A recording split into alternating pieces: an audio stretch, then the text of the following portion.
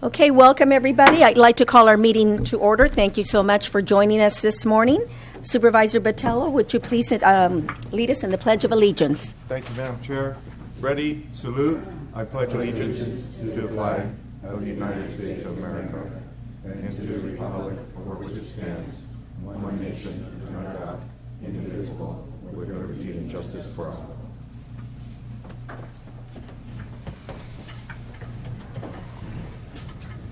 Is there a motion to acknowledge certificate of posting? Second. All those in favor? Aye. Opposed? Motion carries. And now we're in the moment that I absolutely love, and that's presentations and recognitions. I'll go ahead and entertain a motion for the two presentations we're making today. So move. Second.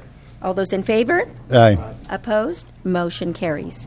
Okay, the first one, I would like to invite Friends of the Library to come up to receive this recognition, proclamation.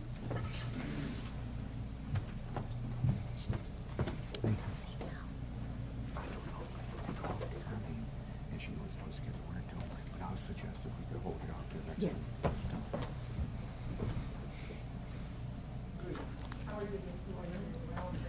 Congratulations. This proclamation, on behalf of the supervisors of San Benito County, I would like to present you this proclamation for National Friends of Libraries Week, October 18th to the 23rd. You have been instrumental in making sure that our library is closing today. It may not be existing at this time if you weren't there to help us at the moment of need.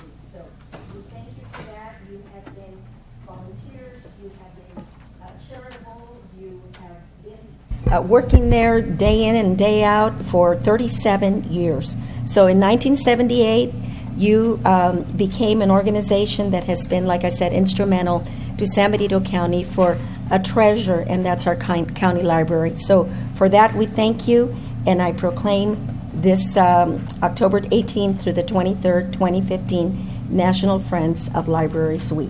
Well, thank you very much. And you may...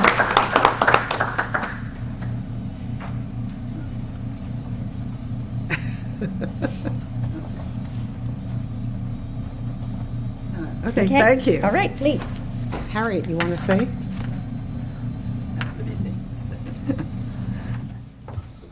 Board of Supervisors, everybody, thank you very much for this proclamation. It's been a joy working for the library, and I hope that you all have a chance to come in and see what's going on with all our different programs. Thank you. Thank you. And I just want to say thank you also because without you, we wouldn't be here, without the help with the funding, and without the volunteers, we wouldn't be here either.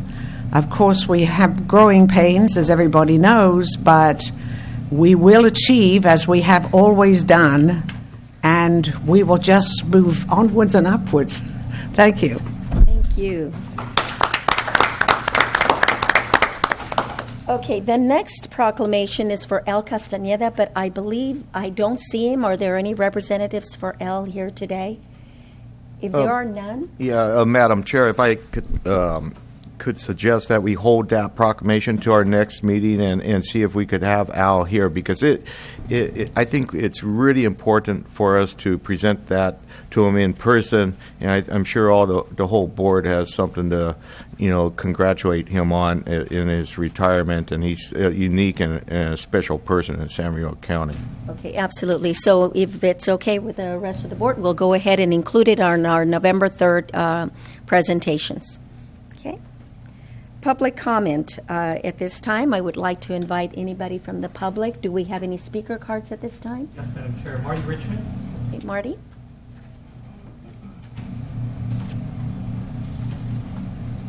And this is to address the board on items that are not on the agenda. Good morning, Madam Chair, members of the board. Marty Richmond from Hollister. I just wanted to cover one particular item, and I'm sure several of your members have already thought about it, and I just want to bring it to the public's attention. And I know that you have people going out and going to be working in a joint operation, our COG members with Santa Clara County looking for some solutions to our transportation issues. And there are two things I'm concerned about, and I just wanted to remind, and I'm sure the board is keeping in mind, I want to remind the whole board as well as the members of that ad hoc committee. The two items I'm concerned about is Santa Clara is really interested, we all know, in either changing the route of 152 or branching off 152 so that they can get the southern traffic heading south out of the Gilroy area. There's really no room in the Gilroy area to put some kind of massive interchange.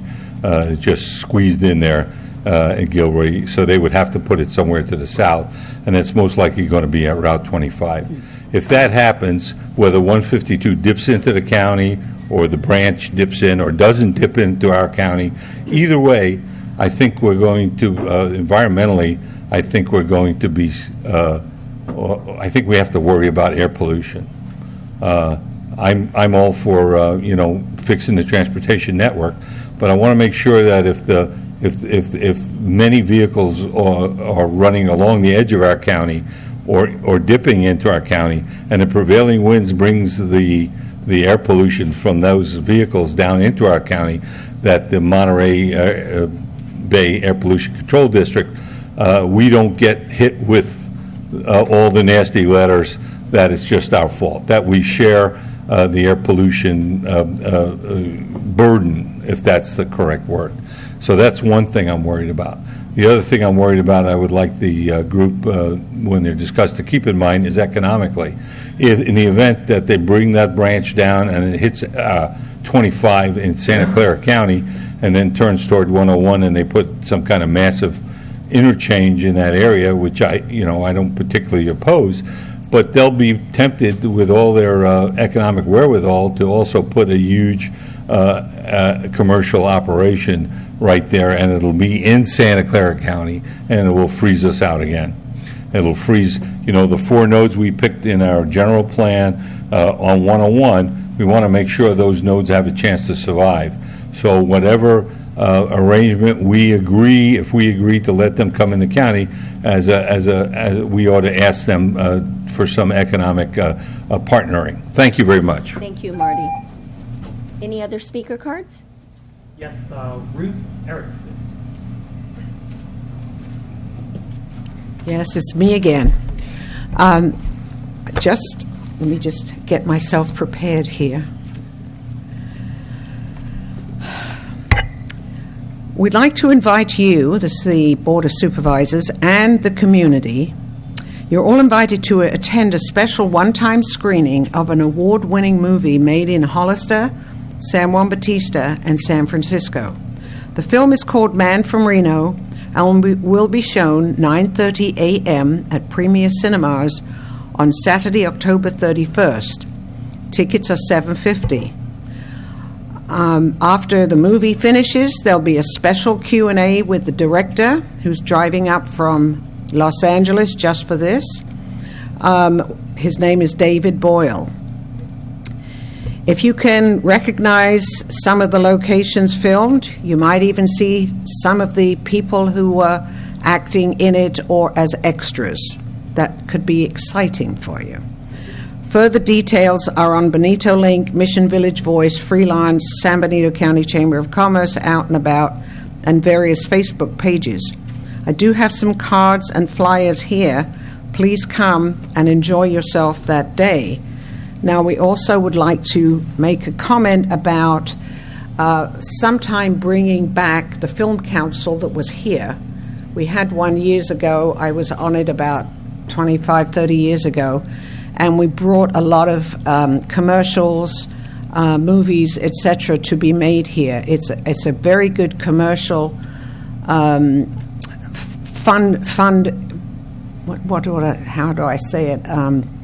To bring in funds for the county, and it's a shame that we don't have it anymore. But I would encourage the Board of Supervisors and whomever else, maybe the chamber or somebody, to bring back the Film Commission or Film Council to promote San Benito County, which brings in tourism, which brings in movie companies, and it's a very clean industry. So let's start this again, and hopefully we can do that in the next few years, because we don't want to lose all of the income that can be made to other counties. So thank you very much. This is a poster here. We do have some flyers also.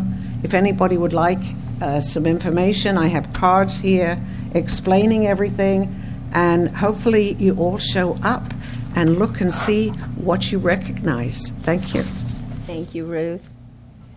Do you have extra to give to the clerk of the board for the Board of Supervisors? If not, it's okay. You just hand him one and we'll get copies. Okay. Thank you very much.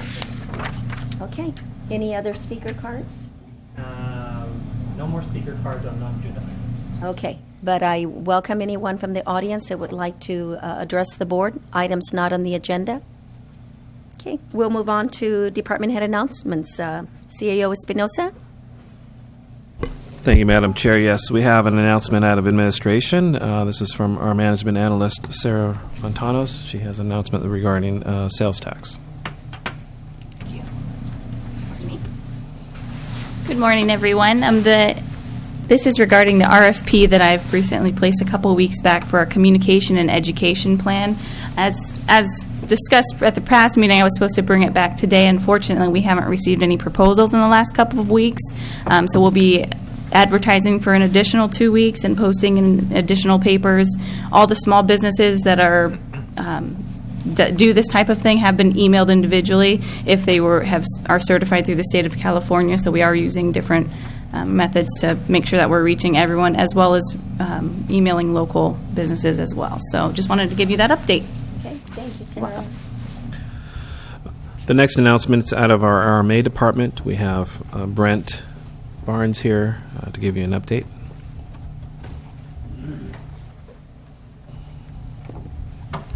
Good morning. Very briefly, but I'm happy to answer questions as well. You directed us to proceed with the CEQA process for the Homeless Services Center. We're underway with that. Excuse me. The thing that I want to point out to you this morning is that although we have 4 sites that we're actively considering, it's possible and indeed likely that other sites will become known to us for analysis during that process. They will be treated just as any other site in terms of the qualifications, the analysis through the matrix, and meeting the goals for the project itself. That's all I have. If there are other questions, I'd be happy to respond to those. Supervisor Botello. Thank you, Madam Chair.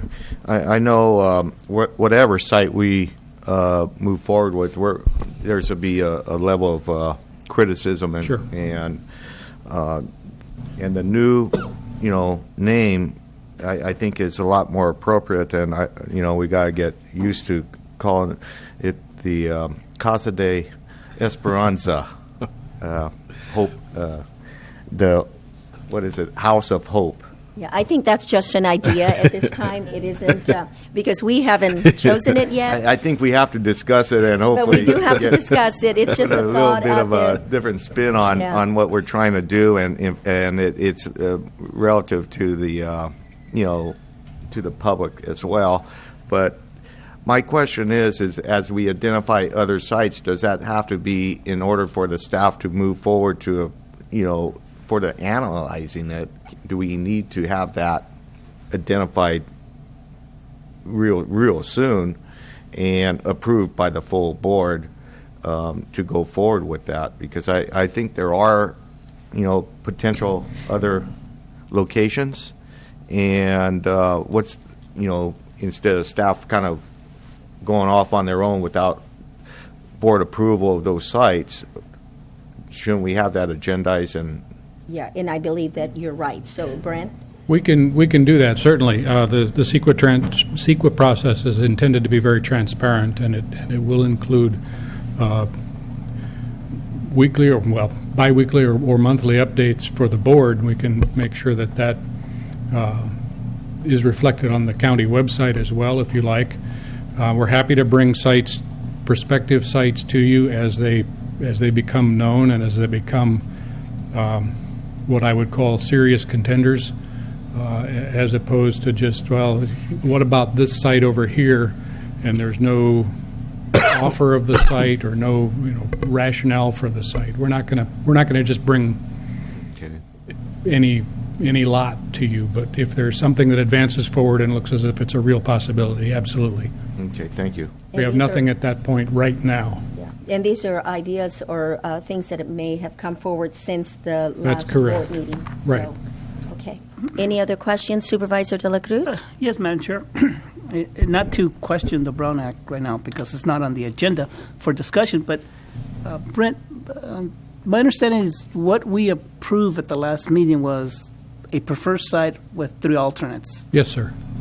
And we're moving forward, going to the CEQA process, going through all other, legal documentation process. That's By correct. introducing a new site, doesn't that also kind of like puts a wrinkle or a delay on the process? No, that's entirely what this phase of the CEQA process is intended to do, is to bring forward prospective alternatives to those that are being considered. It doesn't change the fact that there's a preferred site. It simply would add another site or 2 or 3 or whatever to the list, and we would analyze those just like all the other alternatives and bring back for your decision a preferred site at the end of that process. Madam Chair, I still have the floor. Yes. Brent, then tell me, what was the importance of selecting a site at the last meeting if a new site comes up and that becomes a new preferred site? I mean, then if that's the case, then why did we go through all that, public input, all that, work? Right, I understand. I'm at a loss now. Okay. That's a fair question, absolutely. The CEQA process is initiated by your action, and to do that, to initiate that action, we needed to have you select a preferred site. We didn't want to go into that with just a whole series of alternates with no guidance whatsoever from the commissioners. So that was the purpose of that. There will be additional opportunities, as there were at the original discussion, for public input once the initial CEQA document comes back. And I would expect that there'll be pros and cons again for each of the sites that were analyzed at that point. So let's, Madam Chair, this will be my last question because it's not in the agenda. So let's just move forward 6 months, 7 months down the road. In the CEQA, we have determined that there's a better place. It's not the perfect place, but it's a better place. It's Right. 6 out of the 10 Okay. markers that we want to accomplish. Does that mean we have to go through all this new CEQA process? Over again? No. No. No. Okay. We're not making a decision on any site and advancing it through a detailed analysis as a part of this initial process. We're only saying, we're advancing to a place where we have a site that is preferred, that has met 6 of 10 or whatever the criteria are, and is ranked with the other sites. And that will allow the supervisors and the community to see a scientific analysis, an impartial analysis based on the environmental factors, and move forward with detailed documentation on that site. But didn't the board direct you to move forward with 1 preferred and 3 alternates?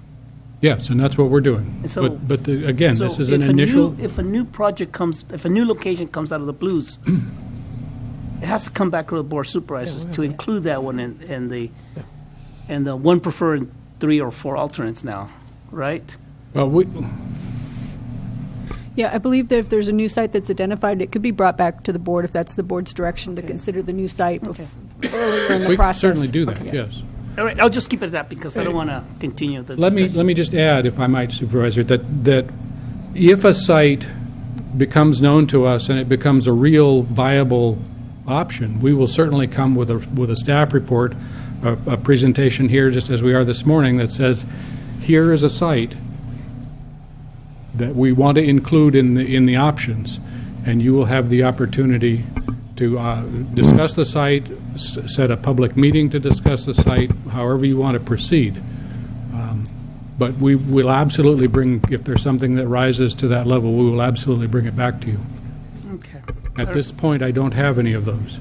Thank you, Madam Chair. Okay, you're very welcome. And that will allow the transparency of bringing it and introducing it so that Right. the public can have an opportunity to Right. have comments Exactly. on for or against the locations Yes. that may come up. Uh-huh. Okay, very good. Thank Other you comments? so much, Brent. Okay. Thank you. Thank you, Brent. Yeah, we have another announcement out of our Health and Human Services Agency. We have Jim Riding Sword here to give that update.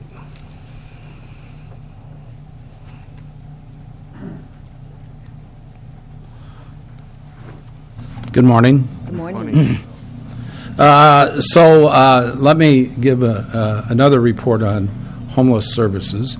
In the last few weeks, we have been in discussion in an effort to expand homeless services for this winter.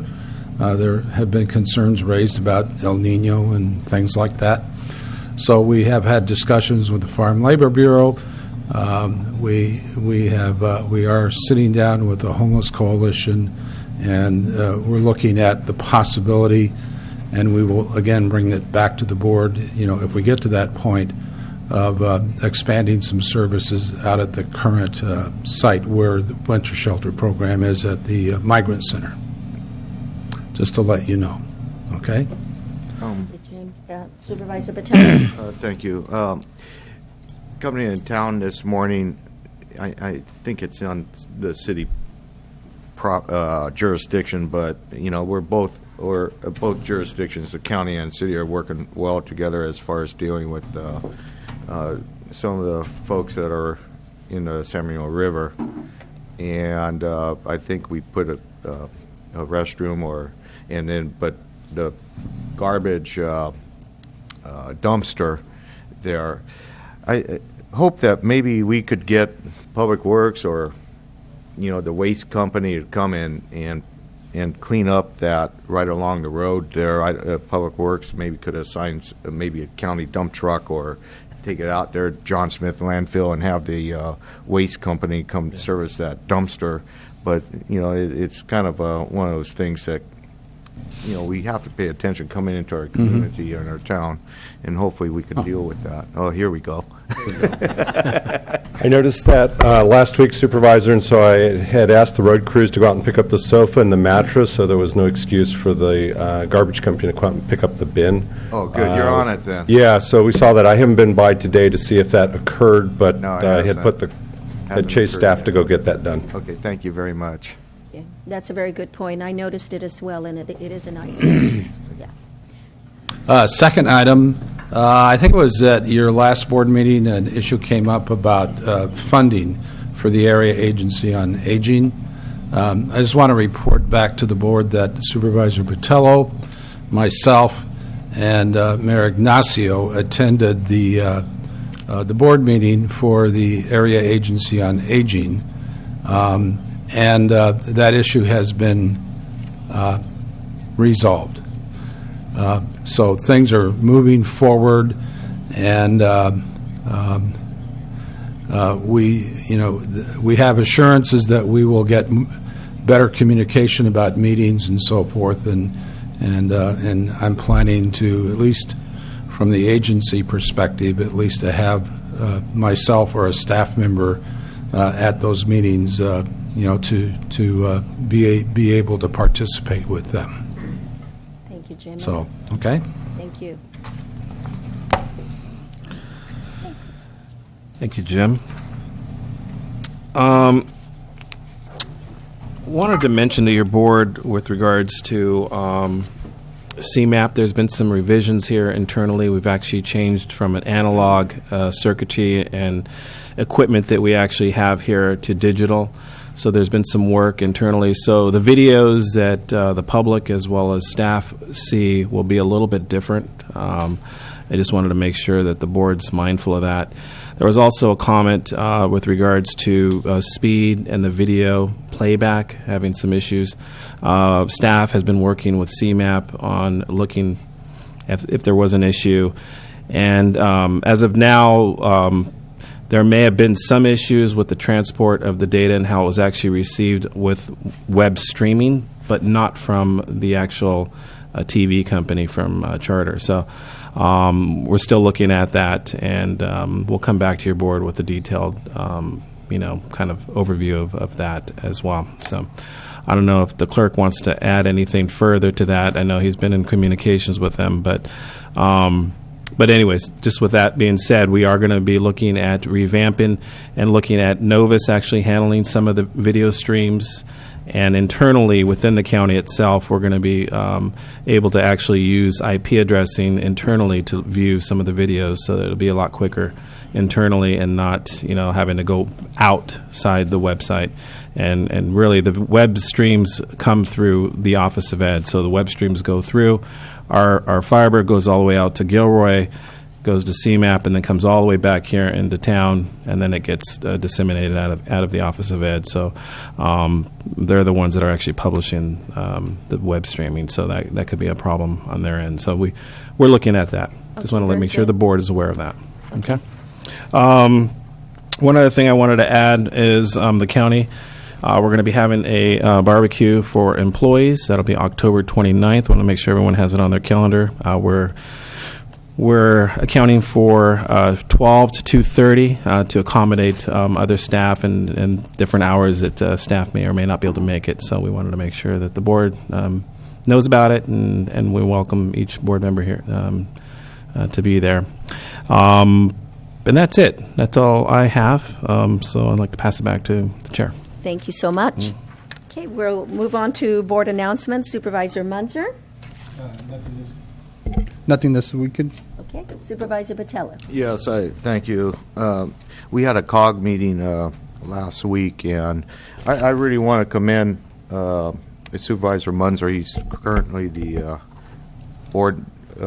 COG board chairman, and it's been, pretty lively discussions amongst the members, and sometimes things kind of get a little bit astray. But, under his leadership from the previous meeting to this last week, I think we mended a lot of concerns from the city of Hollister as far as the representation on the VTA committee for the realignment of 152, and that just doesn't happen unless you have good leadership from the board chairman, and he did a really great job putting that together. And I think going forward, the highways through this region absolutely need attention. We're working very hard on Highway 25, as we had that presentation at the last board meeting here, and we will work with the city of Hollister to accomplish what needs to be done for the future.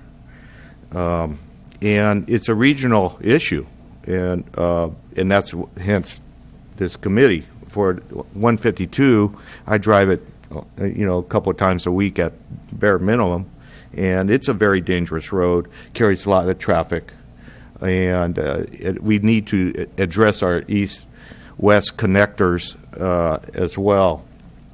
And I think some of the points that the public speaker brought up earlier in this meeting are considerations for our county, and I think ultimately being at the table and working with Santa Clara, they're interested in working with us.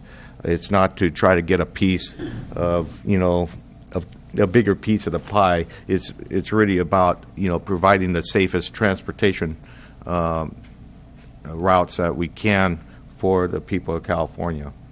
Thank you. Okay, thank you. Supervisor De La Cruz? None, Madam Chair. Thank you. Okay. Supervisor Rivas? Okay. I have a few announcements.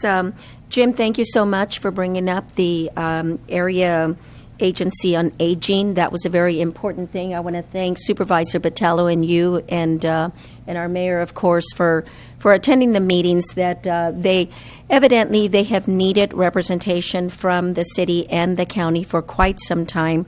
We have not been at the table, and we are supposed to be partners with Santa Cruz County, and so therefore the decisions are being made without folks from this county being there to represent. So, if you could, for the next agenda, for the next meeting, November the 3rd, I would like to appoint a couple board members so that we can attend those meetings. We don't need to be there at every single meeting, but if we as supervisors cannot be there, hopefully Jim can be there, and we will have somebody to represent us. So, okay. The next thing is that I would also like to include in the intergovernmental meeting discussion on the sales tax and discuss more in depth what will happen, what is the plan for, and where we are going to be for the election, and which will we be in the primary, will we be in the general. It's important to make sure that decision is made now, and we need to discuss that at that level. And it looks like the city and county will have to move to be on the November ballot, and COG perhaps on the June ballot. And so there has to be discussion to see what are the ramifications of such a decision. So, okay. And let's see, what else do I have? I just want to also announce that on Thursday of last week, the Community Foundation had an event called Legacies of Women.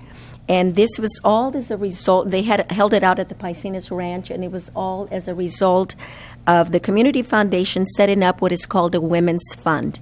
And this Women's Fund is dedicated, and I'm going to read from their brochure, dedicated to serving a broad range of issues for women and girls in San Benito County.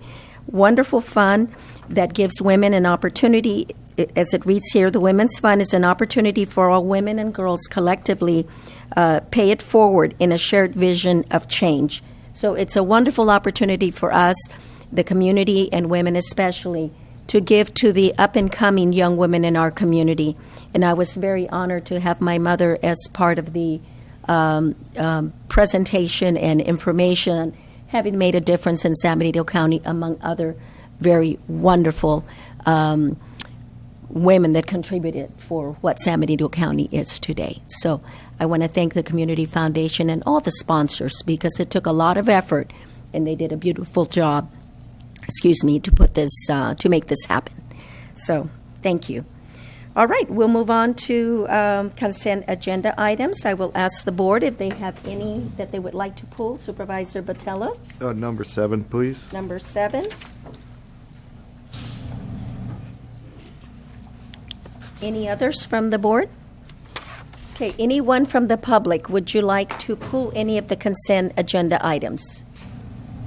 Okay, there being none, I will go ahead and entertain a motion to approve all but number 7. So moved. Second, Madam Chair. Okay, there's a motion and a second. All those in favor? Aye. Aye. Opposed? Motion carries. Okay, item number 7, Supervisor Botello. Thank you. Joe, I read through this, and I was pleased to see that there was timelines on the contract, and I'm very excited about this project moving forward. It's been in the works for a number of years, as the board is aware, and of course, there is limitations, I believe, on the state funding. Right. Are we up against a wall on this project, or that we have to keep those hard timelines, or do we have some flexibility as time goes on? I've been talking to the state about that because we are starting to bump back up against that. They said that there is some flexibility on it. Don't have that in writing from them yet. So that is one of the things I'm pursuing, is to make sure that we're not kind of going to run off the end of the runway. We are right now working with the state on the lease documents. We just got comments back from them last week, so that'll be the next thing coming forward. So when that comes to the board, the lease documents, I want to have a revised timeline and an answer to that question for you. Okay, great, because having some familiarity of this project, I know there was a time restriction, and I'm a little concerned about that. And if we could get that in writing from the state, that would be fantastic. If not, if we could be aware of that as a board and a county, we need to make this happen and not lose this opportunity, which is a big deal for us. Yeah, as the staff has explained it to me, it's related to, they had clearly wanted to get all these projects going and under construction. They have amended this program a couple times, even dealing with local match, those types of things, just because of some of the challenges smaller counties have been having in delivering the projects. So they've kind of taken a little bit more flexible approach, but again, I want to get that in writing from them. Okay, thank you very much, Joe. Thank you, Joe. Thanks. Hey, any other questions? Questions or comments from the public on this item? Okay, I'll bring you back. Madam Chair, I'll move to approve Resolution 2015-78. There's a motion? And a second? Any further discussion? All those in favor? Aye. Aye. Opposed? Motion carries 5-0. Okay, we'll move on to regular agenda items, and we'll start off with item number 8, CAO. I can start that. County Council.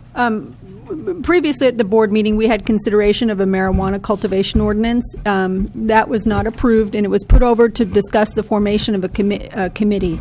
The board basically has two choices. It can form an ad hoc committee composed of 2 members of the Board of Supervisors. If you wanted to form an ad hoc committee, you could also direct that the ad hoc committee hold meetings in public by posting the date and time of the meeting on the county's website and mailing notice to people that requested notice of times of dates of those meetings. I know that the board wanted it to be public and have the public an option to participate in the committee meetings. Or at the board's discretion, you could also create a standing committee, and you can specify the composition of the committee, how many members you would like to have, and the composition of those members, whether they be members of the Board of Supervisors, other staff, and also a certain number of members of the public. And we would have to post the vacancy and bring it back at a meeting in November to determine the public members of the committee. Okay. So it's at the board's discretion. All right. So, so then there are 2 options. The ad hoc committee, Barbara, would be, I believe, that it cannot be for longer than 1 year. Is that correct? Right. It can't be a standing committee for a long period of time. Okay. So I think there's a maximum of a year. Yeah. Now, do the agendas for that ad hoc committee, do those have to be made public, or is it just whenever they can meet, and how do, they wouldn't necessarily it wouldn't necessarily be open to the public? The ad hoc committees can meet without making the meetings public because it's not subject to the Brown Act, but the ad hoc committee could determine times and dates to meet in public should it choose to do so and publish notice in the paper of those meetings or on the website. So it can go beyond the minimum requirements by law to make it public and well known to individuals that might want to attend, but it's not legally required to do so. Okay, but if we want to reach out to the public, then that would be the way to proceed, Yes. is to make sure that the ad hoc committee informs the public of when those meetings and for input and participation. Okay. Any questions or comments before I open it up to the public? Supervisor De La Cruz? I think I'm going to favor the standing committee, Madam Chair. I'm actually analyzing both A and B. I really want members of the community to participate in this committee, and I think that's probably going to be the best way to go about it, Madam Chair. Okay. Thank you. All right.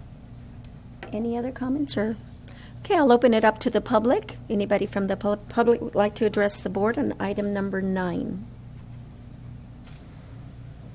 Madam Chair? Yes. We have Arian Johnson on item 9 who would like to address. Okay, and I believe that's Aaron. Thank you. Thank you. Good morning, Chair Barrios, members of the Board of Supervisors. Aaron Johnson on behalf of Coastal Growers Association.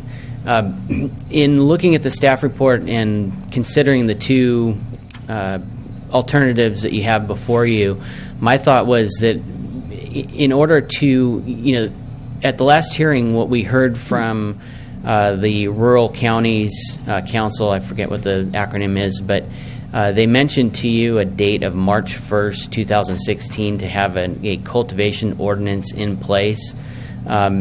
We expect some cleanup bills in Sacramento that might change that, but we can't rely on that. And so my concern with going with the standing committee approach is the time it takes to get people together to formally assemble this committee and actually get to the point where work is being accomplished as a group. That might not give you enough time to adopt an ordinance by March 1st, 2016. So I'm a little concerned about that. So I would suggest that you go with the ad hoc approach, but either way, I just want to be here and let you know that we are interested in participating. If you go with the ad hoc approach, we would definitely attend the public meetings and offer any input that we can from the legal medical cannabis community. And if you go with the other direction, we're happy to ask that we participate in that as well. But I believe you'll post vacancies, and we'll go through that process. And I'm here to answer any questions that you may have on this as well. Okay, thank you. Any questions of Aaron? Okay, thank you, Aaron. Mm-hmm. Any other speaker cards? Okay. Anyone else from the public that would like to speak? Okay.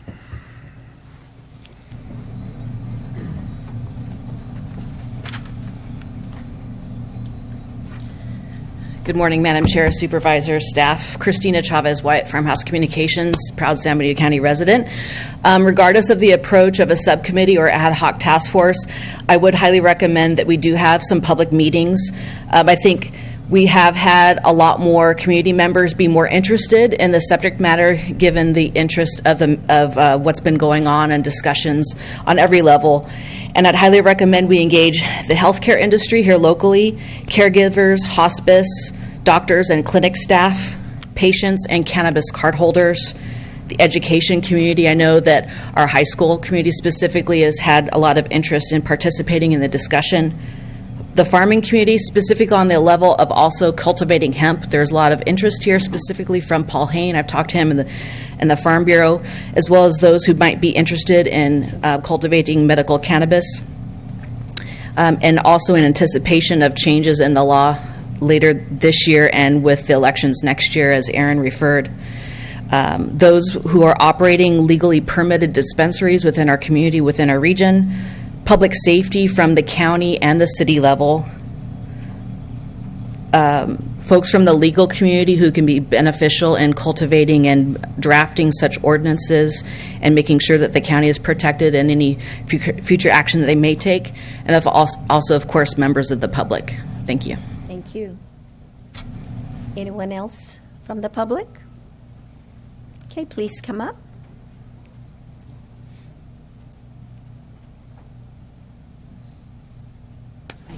Ann Ross from Hollister. I spoke about this topic last time, and I want to just say a short thing. When California, as a state, adopts marijuana to be legal, we start all this process. We get the education committees, the Farm Bureau, and everybody else, and we set ourselves up to do the job when it's legal above our heads. As a community, we have it out of control. I think the ordinance makes sense to take out what is out there that we have no control over. Start fresh when it becomes legal in the state of California or the federal government. For right now, the law is you don't grow it unless you have a reason to. We don't know who those people are, and it's not really the time to get everybody together. It's time to we can do all that and with our agricultural area when the time comes. To just let it be out of your control right now is not right. I don't think a committee pushing it off to establish an ordinance later on is the way to go. I mean, I know the way it's been voted, but whatever path is the fastest to get the marijuana under control without a whole bunch of people talking about it. It's your call, as far as I'm concerned. It's not because it isn't legal in the state of California to grow it rampantly. And when it is, the Farm Bureau and everybody can get together and figure out how to do it well. Thank you. Thank you. Okay, anyone else from the public? Okay, I'll bring it back to the board for a decision. Madam Chair, I kind of support the ad hoc committee approach. It adds a little bit of flexibility to those members participating in that with the oil and gas ordinance with Supervisor Munzer a year or so ago. You have the flexibility to meet with the people you need to meet with, it's the staff, and I think it's a good idea to have public meetings as well to feel out what the public's tolerance and acceptance is. But the ad hoc approach is probably the most expedient way to get an ordinance in place.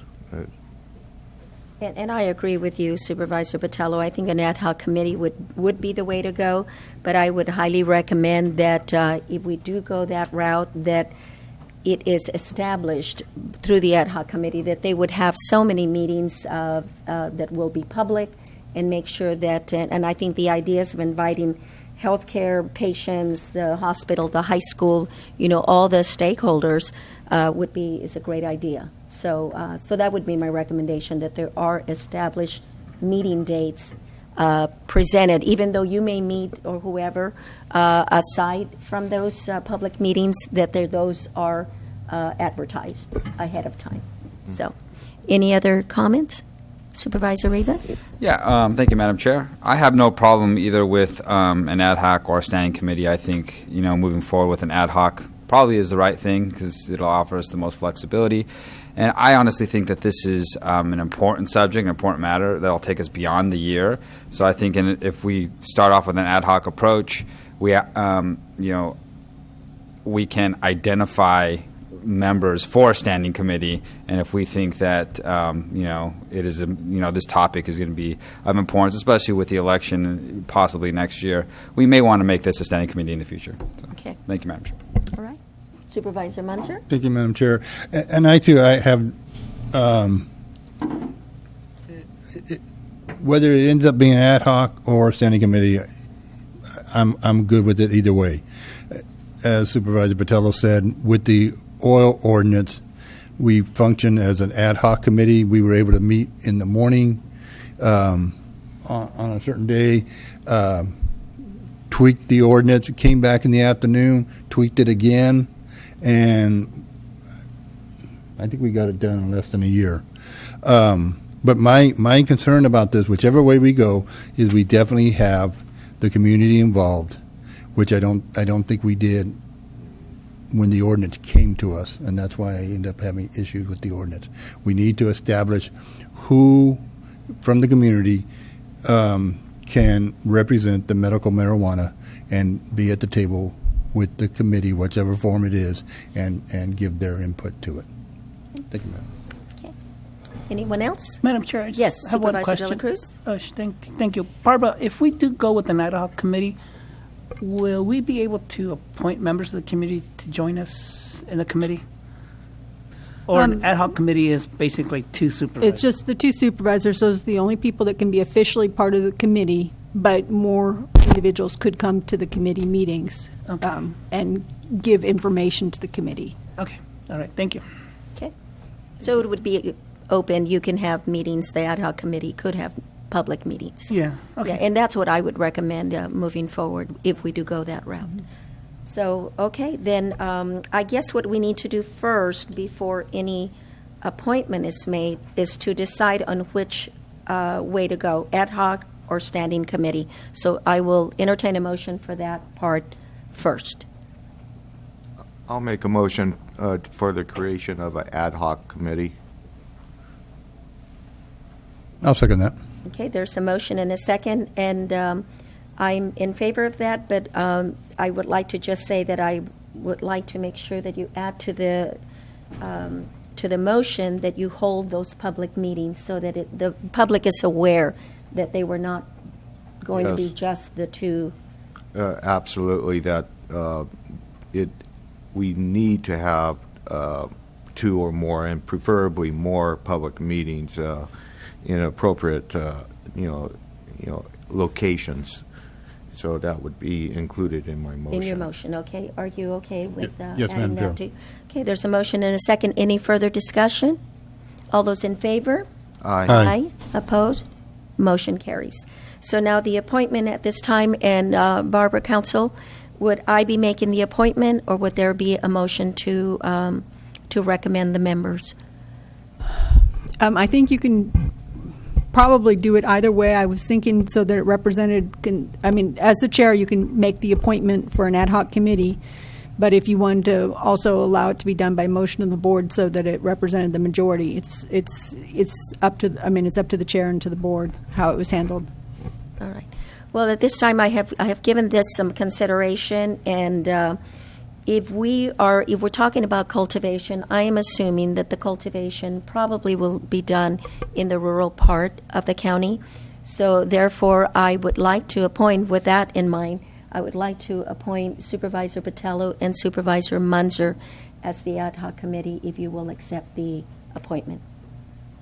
Well, it's be a lot of work. This is probably more complex than the oil ordinance for certain, and I certainly would be honored to work on this. I think I have a lot to learn, and I think it's something that we need to really put some study into as far as having the most appropriate ordinance in place for San Bernardino County. And I'd be happy to serve. You will accept the Yes. appointment. Okay, Madam Chair? yes. Can we get emails on at least, a couple days or a week advance of when the ad hoc committee is going to meet? For the purpose of inviting public Yes. and making them. Yeah. I don't see why not, as long as it doesn't violate the Brown Act and it's done through the CAO in sending out these through admin rather than from the board of the two ad hoc committee members. Okay, I so- believe we'll be okay. So my understanding is the ad hoc committee will be Supervisor Munzer and Supervisor Munzer and Botello. It'll be at an ad hoc creation level, and the public will be invited to these meetings, correct? Yes, that is correct. All right. Not all the meetings that they will have, because they may have meetings outside of public meetings, but when they do hold these public meetings, you're absolutely right. They will be advertised, they will be noticed, and the public will be aware. Okay. But we can go one step further and make sure that all the supervisors are aware of when those meetings are being held. I did speak with Louis. He was willing to take on that burden to do the mailing list and the email list of people that requested notice. So if anybody wants to request notice, and he can add the supervisors and post the meetings on the agenda for the meetings that are public and send out notice to individuals that wanted notice of those meetings. Okay. So at this time, then, what I will do is invite the public to contact our clerk of the board if you would like to be included in that noticing, mailing, however it's going to be done. Please contact the San Bernardino County Clerk of the Board, and you will be included in that invitation. Okay. And Madam Chair, I may add too, I think it's important that we come back and make progress reports on a real regular basis. This needs to get done, and we'll certainly commit to you to do that. Yes. Okay. Very well. Thank you. That would be very good for the rest of the board to know where you're at and what progress is being made. Okay. We'll move on to item number 10, CAO Espinosa. Thank you, Madam Chair. Administration is pleased to announce that the County of San Benito, as well as SEIU Local 521, have reached a collective bargaining agreement. There's been a lot of hard work that's gone into this from staff as well as SEIU, so I wanted to first off say thank you. I wanted to highlight just a couple of items, and then I'm going to pass it on to Georgia. There's a few highlights out of this agreement: a $25 signing bonus, 2% wage increase in October 2016. Also, holiday closure for 4 days in 2015 as well as 2016, as well as a cash out available to the employees for time for vacation accruals. So I wanted to announce that to the board. I also just wanted to, again, thank everybody. And Georgia, again, has some more additional information here. I know that There are some questions that have come up, but I think we can answer them. So, Georgia? Thank you. Good morning, supervisors. As CEO Espinosa pointed out, there's a number of things in this staff report that identify some of the highlights of that agreement. Number one, a 2-year term, which is positive to a positive step towards some labor peace. The G-STEP eligibility, as you know, we were working through a settlement process on that issue, and bringing this together in the MOU resolves that issue. So, well, there's some initial cost, nothing that we wouldn't have had ultimately. There's also some significant savings with that as well. Maintaining the county's health insurance contribution, but as well moving the retirees, and this is an important step, those who are Medicare age to the 70% contribution. The compensation, in your staff report, this is there's a one-time $2,536 bonus with respect a one-time payment to SEIU members. And the $2,000 we have discussed significantly with your board in closed session. The $36 we discussed some time back and probably failed to wrap those back together in a discussion, but this was a remaining issue from the last MOU with respect to the $3 of the PEMCA minimum that was in dispute as to whether the language read that we would pay, the county would pay, including this $3 or not including this $3, which for a year was $36 per employee. So at that time, we said we would lump that together, and I think we did probably not our best communication in closed session with reminding the board that that's what we had previously discussed. So when the last several weeks when we've just been discussing that one-time bonus, we failed to bring that information back to you. And this goes back about a year that we discussed this in closed session. So that's just to close that hanging item.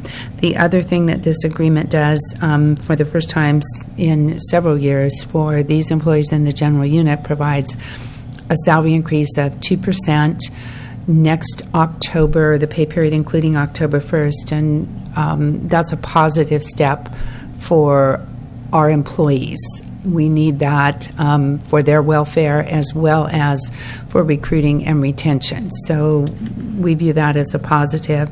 The thing that has been significant is the health care. As you will all remember, we've discussed that significantly over the last several months.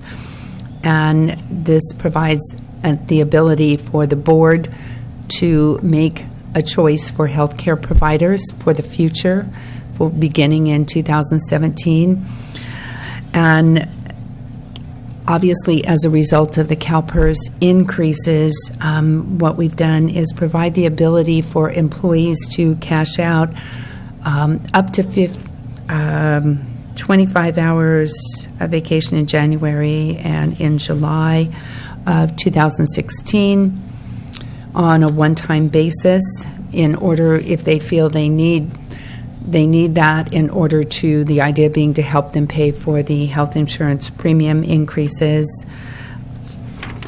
And a couple smaller items, but yet they're significant. The boot reimbursement has now been tied down to the classes who actually need boot reimbursements, and moving from a taxable payment to a reimbursement, so employees are not taxed on what they spend for the boots. We had side letters that you had previously authorized with respect to moving effective dates of actions to coincide with the beginning of pay periods in order to meet the needs of our payroll system and make that automated rather than manual processes. And so this has now been incorporated into the language.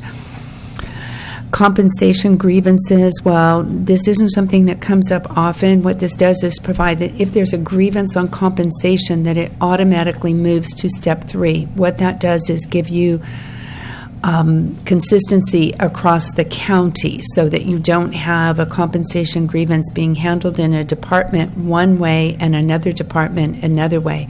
If it's a compensation-related grievance, it would come to your Human Resources Office for resolution in conjunction with the CAO's office and your board. So this way you get some consistency. But those are the highlights, and certainly we'd be pleased to have this approved by the board. We do have the signatures from SEIU. We were obtaining those. That we didn't quite have all the issues worked out, which is why you have printed copies, and I think late last night there were some e-copies sent out. So with that, I'll entertain questions. Any questions of Georgia? Supervisor De La Cruz, did you? No, I did have a question. Georgia answered my question. Oh, Thank you. okay, very good. Any others? Okay, I'll open it up to the public. Anyone from the public regarding this item?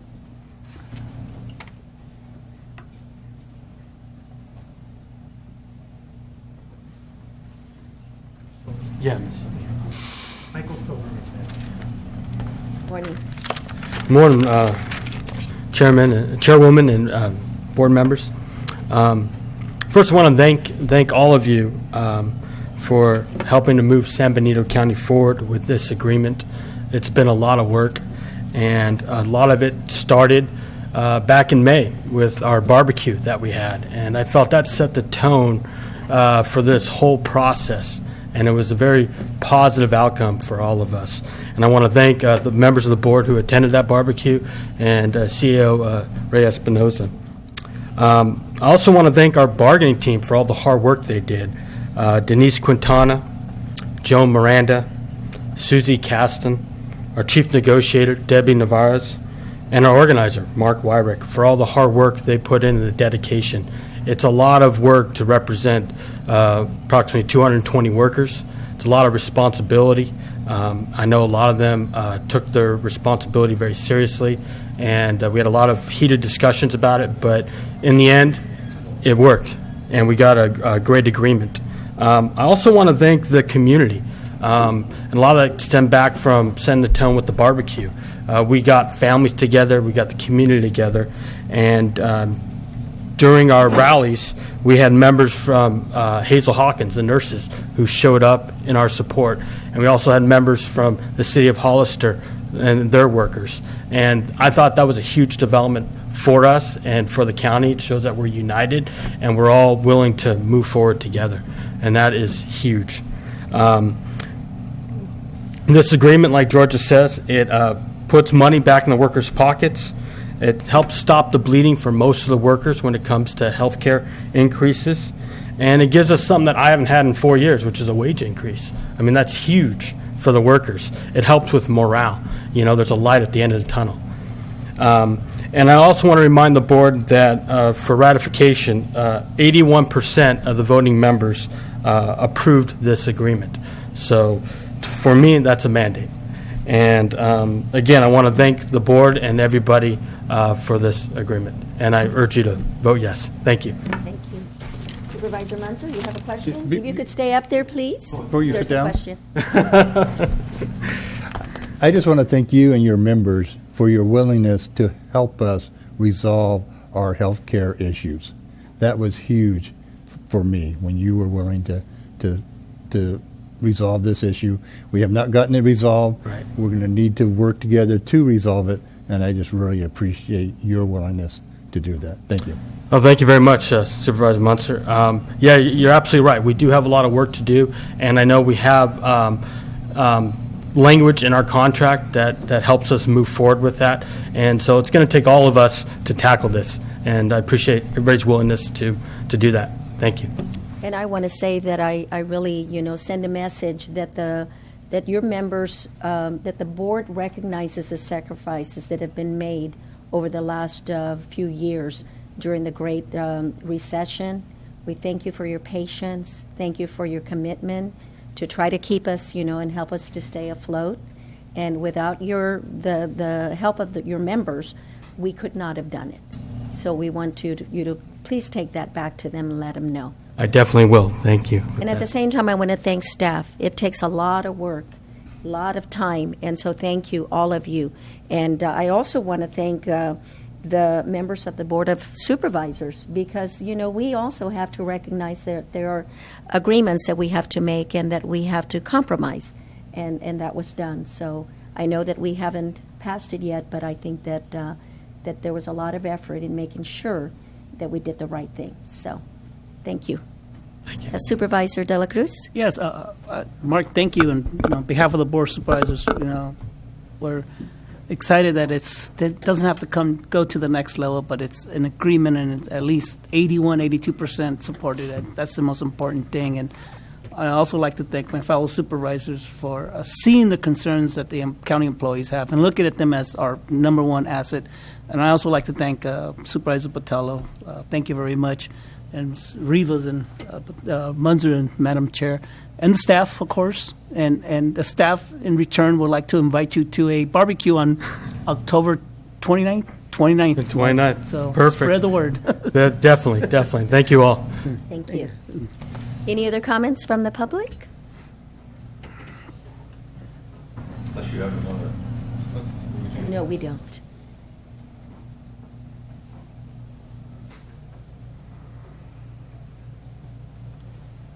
Thank you. Marty Richmond from Hollister. I just want to say a few words about the employees. First of all, I appreciate the employees, and I hope with a couple of rare exceptions, I hope I always treat them with respect. I've occasionally not done so, and I apologize in advance for that. But I do appreciate their work, and I understand how difficult it is. I wanted to just point out something to all employees, not just the SEIU.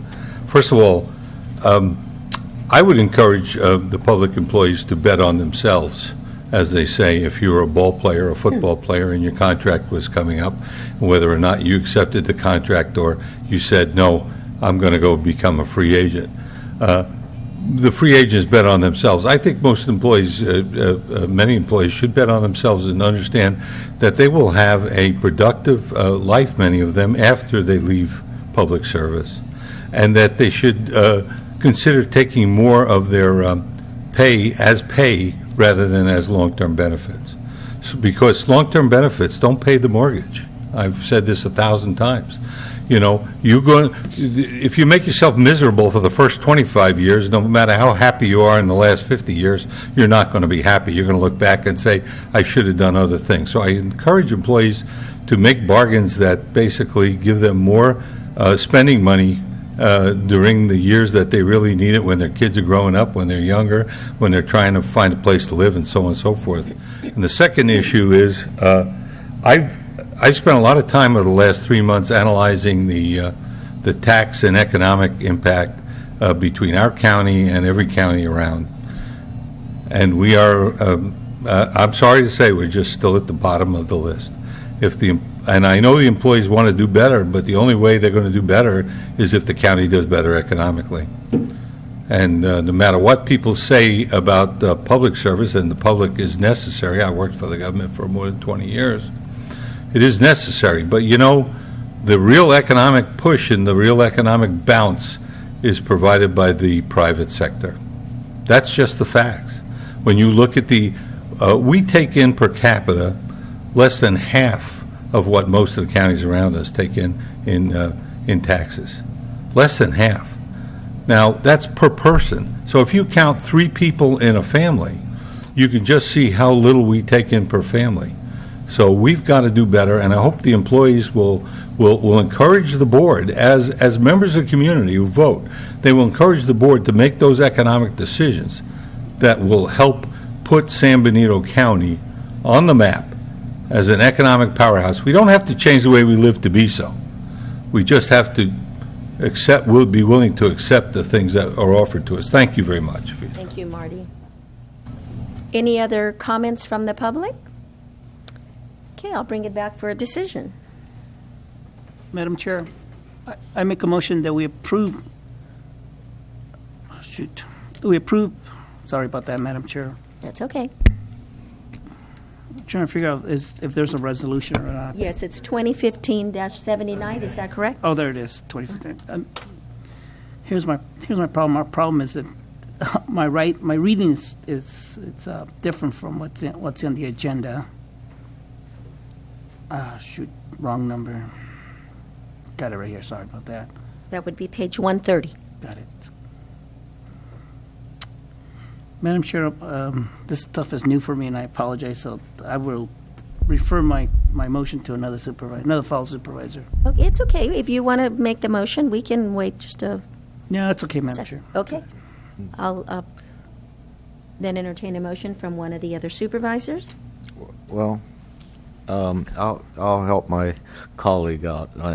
Adopt resolution 2015-79 approving a collective bargaining agreement between the County of San Benito and SEIU Local 521 and authorize the county administrator and county auditor to take necessary administrative actions appropriately effectuate the purpose and intent of this action, including signing the final MOU agreement, and authorize the county administrator or his or her designee to make the technical edits as later identified.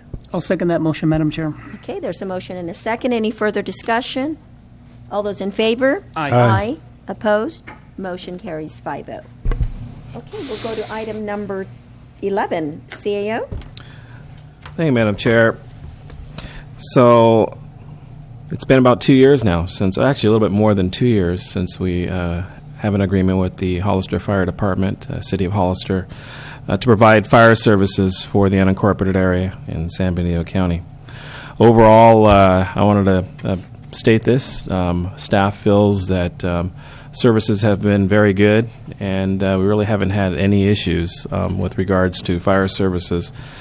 And there has been many discussions during the fire subcommittee with regards to next steps and how to move forward and what to do. And before us today is the next steps of a fire contract, the renewal of the fire contract. So what I wanted to do is just highlight a few things with regard to that. A couple of the highlights that I wanted to mention to the board is it's a 3-year contract. There are annual increases of 3% for the next 3 years.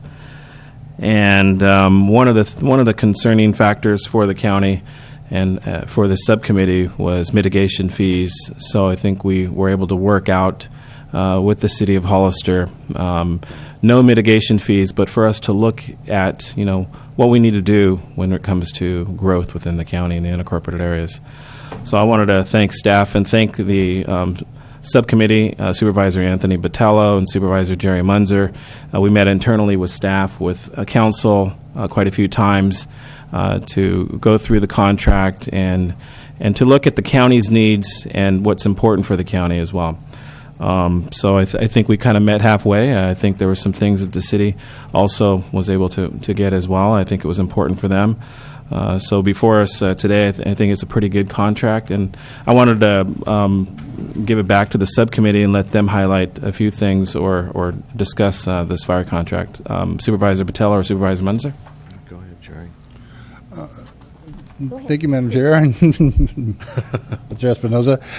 I, too, want to just thank staff. I want to thank the fire committee. I want to thank the City of Hollister.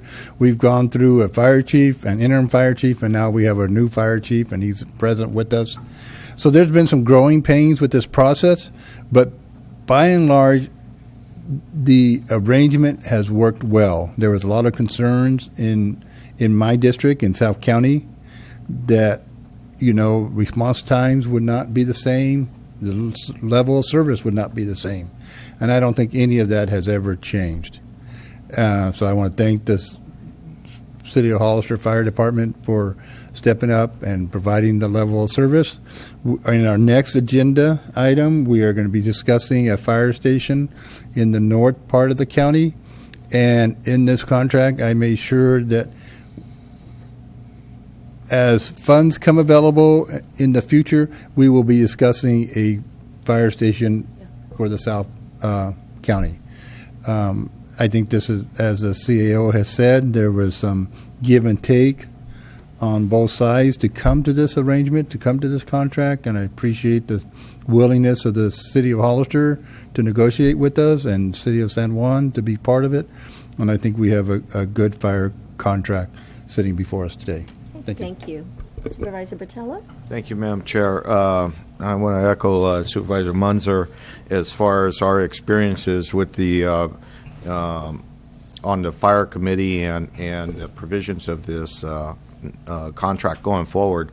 I have the same concerns in my district as far as the level of fire service, and I anticipated that we were have a few growing pains and some adjustments. I have 2 of the existing fire stations in my district, and so this was a very large concern for me. And going forward, I'm excited with this contract. It's very reasonable. We have a new fire chief on board that has a vision for the future of enhancing fire service and protection and safety in our county. I have a lot of confidence in him. I've known him for a few years, and I think from the perspective of District 2, he had a meeting recently in San Juan with the city manager and the mayor, and the report. The mayor gave me a call. I actually walked into my office and said the meeting went fantastic. A lot of issues got talked out, resolved. Everybody's moved forward, and sometimes it's easy to dwell on some disagreements that we may have with the cities, but for the most part, we work together and try to provide the best services we can. And the fire contract and the county working with the city of Hollister is a great example of it. And I certainly want to. I'm very optimistic as far as the level of service that we're receive from the city of Hollister going forward. Okay, thank you. Any other comments from Supervisor De La Cruz? No, Madam Chair, I read this proposed and current, we still have one right now, current contracts, and I think it's a win-win for both the city and the county. It's the ability to continue the relationship in a positive way. And I understand, cost of doing business and the CPI, so I'm okay with that. If there's any constructive criticism, will be on the grant, Ray, because sometimes when we, the county, the city, gets grants to fund positions, and sometimes you're stuck continue funding those positions, and yet the county doesn't really have any say. If a grant is funded and they fund 5 new positions, who will fund that? Who will backfill those positions once the grant money? As long as the city knows that when they hire personnel under grants, that they're not going to continue to have on staff unless they're ready to assume the full cost of those positions. That's my only point that I have about this contract. Other than that, it's a great contract because it's a win-win for both the city and the county and San Juan Bautista. Supervisor Rivas? Okay.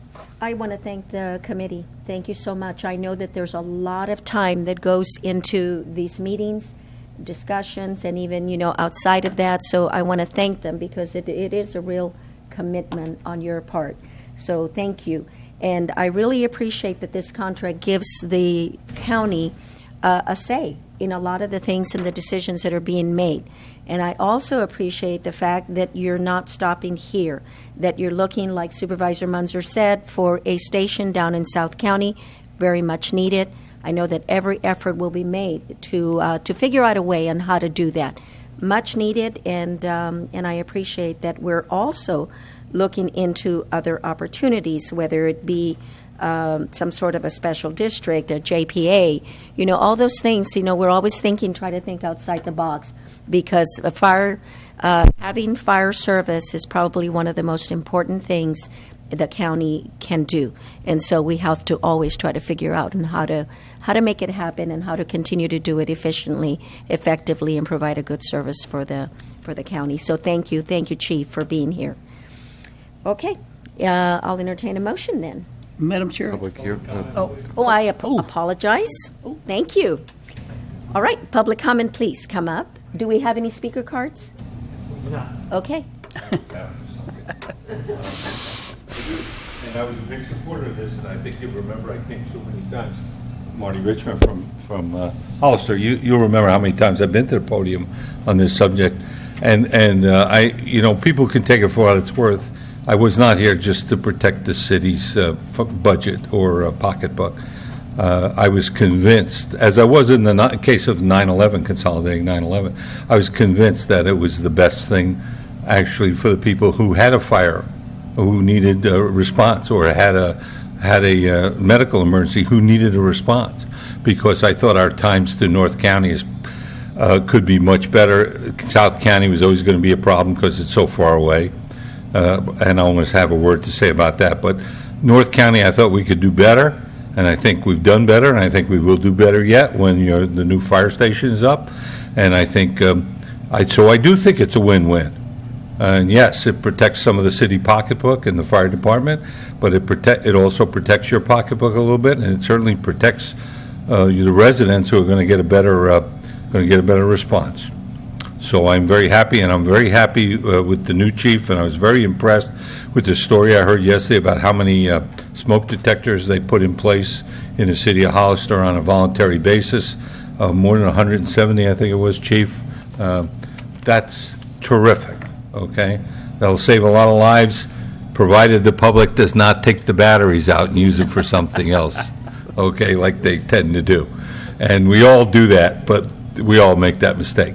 I would make a suggestion, since Supervisor Munzer brought up a good point, and I would just make the following suggestion to look at as an interim basis. It's going to take a long time to get a fire station in South County. It's an expensive proposition. We should look at an interim solution that maybe we can fund together. And the interim solution that I've proposed several times was to get a multi-qualified service agent down there who is qualified as both law enforcement, initial fire person on the scene to say this is what response we need because this is the fire, and also as an EMT to keep people alive while the helicopter's coming to take you out. Now, that's not a cheap operation because that's an expensive proposition. And to do that 24 hours a day, 7 days a week, that's an expensive proposition. But even then, it's less expensive than a fire station and a full-service fire station. So we should look at that interim operation.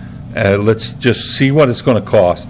And we could give South County some service that they don't currently have, including a service with law enforcement, which would really do us some good for the illegal grows in the county and so on and so forth.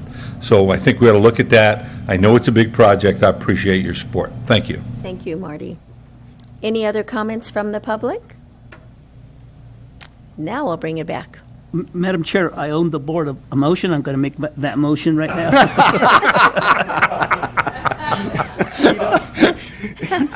Honest, I was in between reading classes, and it was blurry for me, but I got it now. I make a motion to approve contract between the County of San Benito and the City of Hollister for the provisions of the fire protection services in San Benito County. Okay. There's a motion. Second. And a second. Any further discussion? All those in favor? Aye. Aye. Opposed? Motion carries 5-0. Okay, we'll move on to the next item, and right after this next item, we'll have a short break. So item number 12, CAO. Thank you, Madam Chair. Well, like I mentioned earlier, about 2 years ago, we moved into a contract with the City of Hollister Fire Department, and one of the criteria in that contract was looking at Fire Station 3 and getting a fire station in North County. So the fire committee met approximately 13 times. If we look at the figures, I actually went back and did some historical on that. 13 times that the fire subcommittee met, we discussed Fire Station 3 in the last year and a half. So Fire Station 3 has been one of the top topics in the meetings. With that being said, the prior chief gave a presentation, met with staff. We looked at 3 potential sites. One of them was at the airport originally. Also, we looked at the jail site on Flynn Road, as well as Rosa Morada. There was some legal concerns with regards to the airport and that location. So we had to shelve that. And the second location that we looked at off of Flynn Road looked like we were going to move forward with that site. However, CalStar trailer that we were going to obtain, CalStar reneged on that and actually decided to use that trailer somewhere else. So it was going to be too costly for us to move forward with that site. So we had to look at our Plan C, our third plan, which was Rose Murata. So that's the reason why we're here today. We're here to get this particular site as a preferred site for fire protection in North County off of Rose Murata Road and Fairview. So I have Joe Hordell here to discuss kind of the next steps and kind of the process, especially the CEQA process as well with regards to this. So, Joe? Thank you, Ray. In the staff report, we put a map that shows the service calls. This is something that Renee, our GIS staff, put together with data from the fire department, and Sarah assisted on it.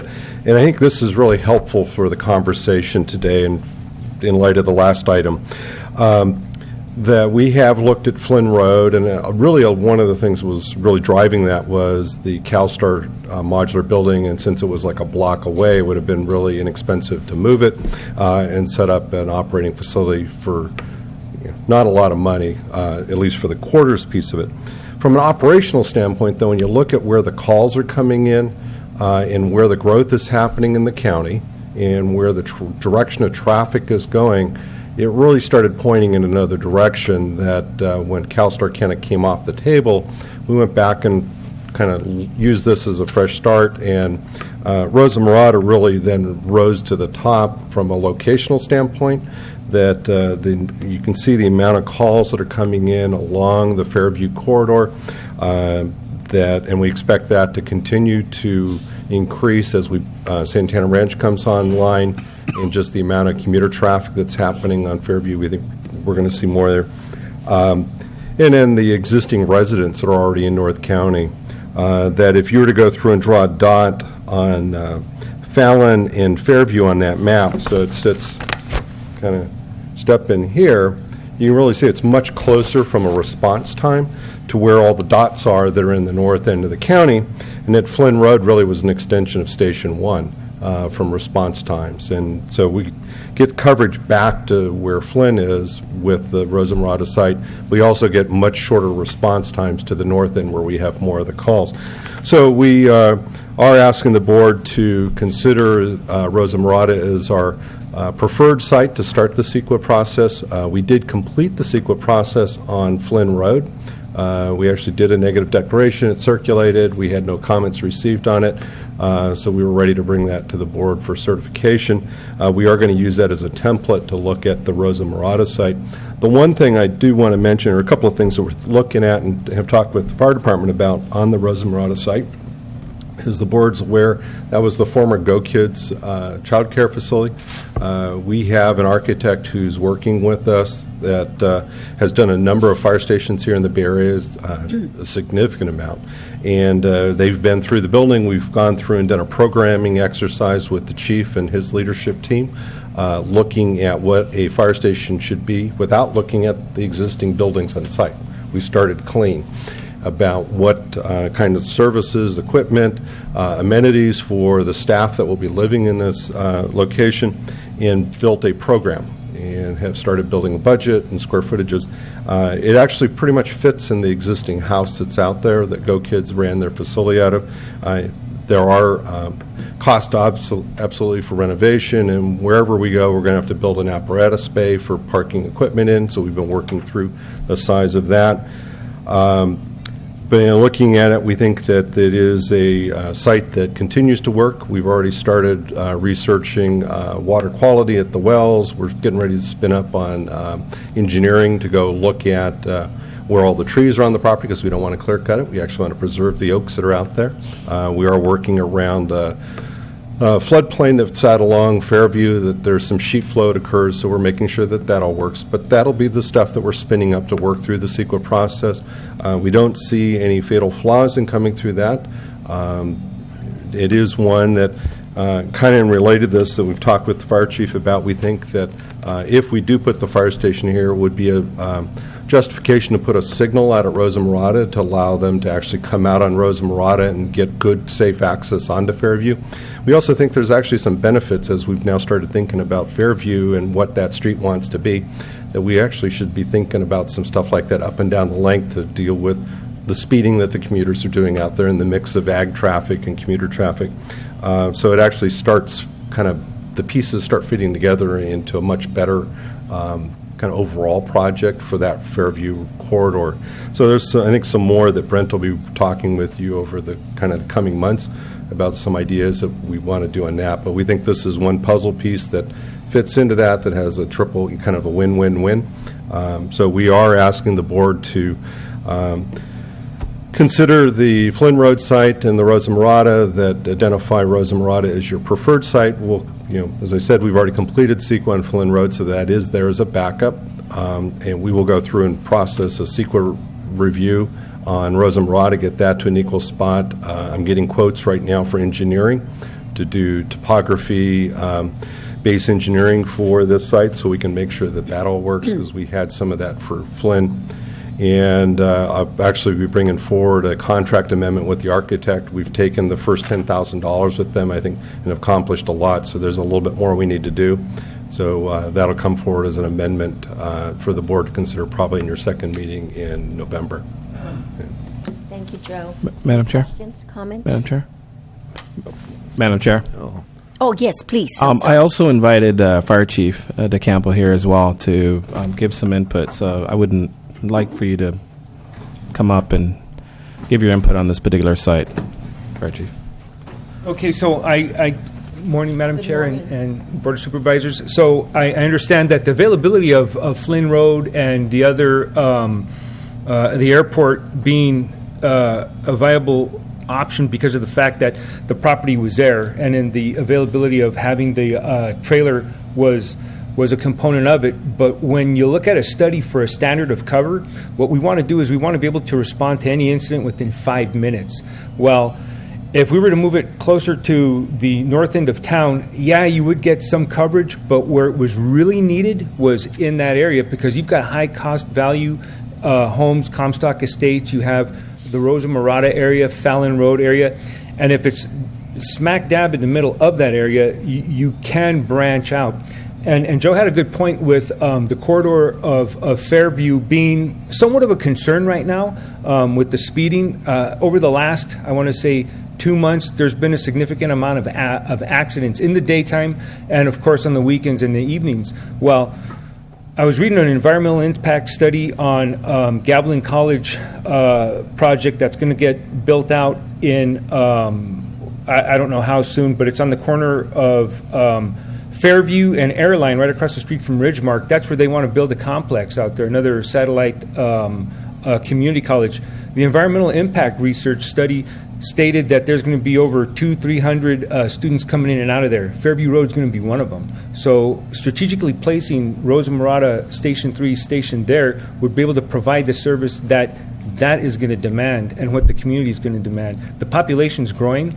I would like to see us get ahead of it before it gets there and then us trying to play catch-up. Rosa Murata would be an excellent site. Thank you. Thank you for those comments. Any questions or comments? No. Supervisor Patella? No, and I really like Rosa Murata in the fact that it as noted from the chief and the public works director, you have a little bit better circle of coverage. You get more of that 5-minute response. Yes. And that's really important in saving lives. Yeah.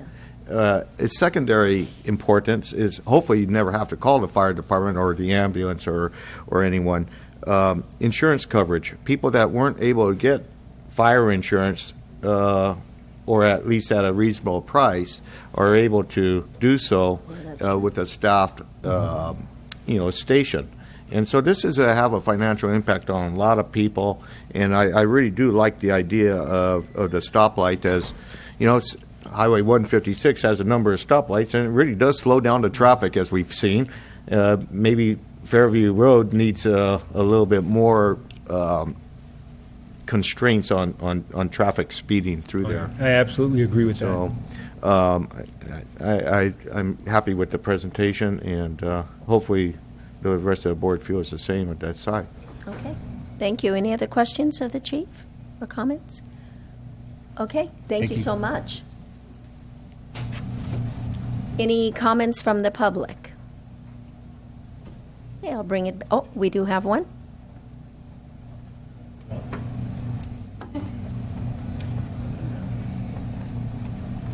The other speaker.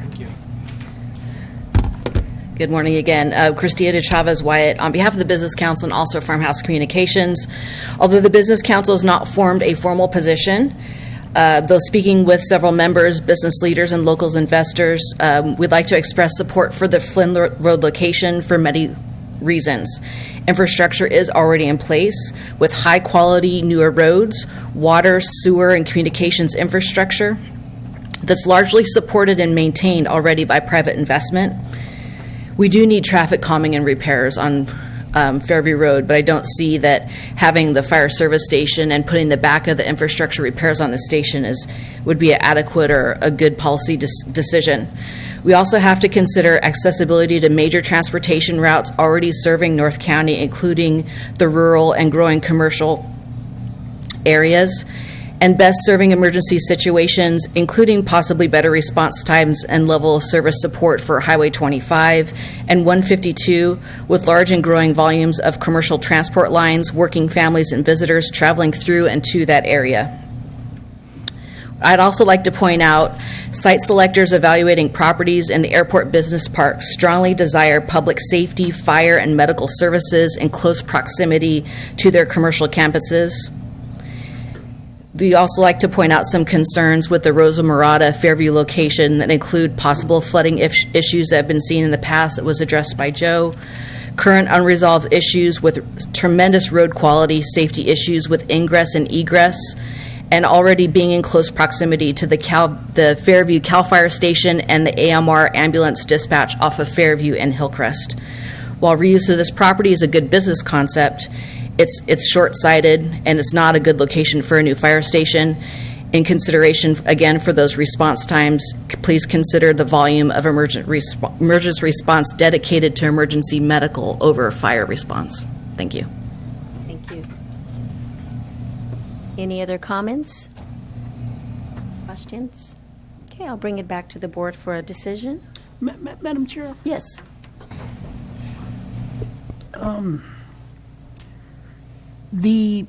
If it goes to this preferred area, when the fire engines are coming out, when they're going out, there's going to be lights on Fairview, right? That's Correct. That's an obvious question. It's going to be lights.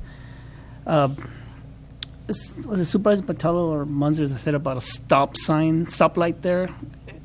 Is that something that you might have to do that down the road?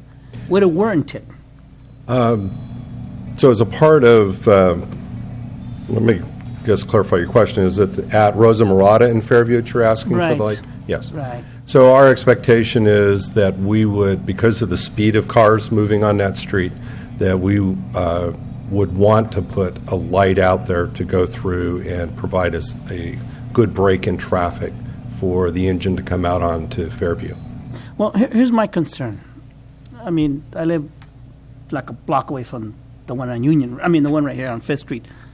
If I'm driving and I see the lights, I mean, I automatically stop. It's just something that my dad taught me. Pull over for law enforcement or fire.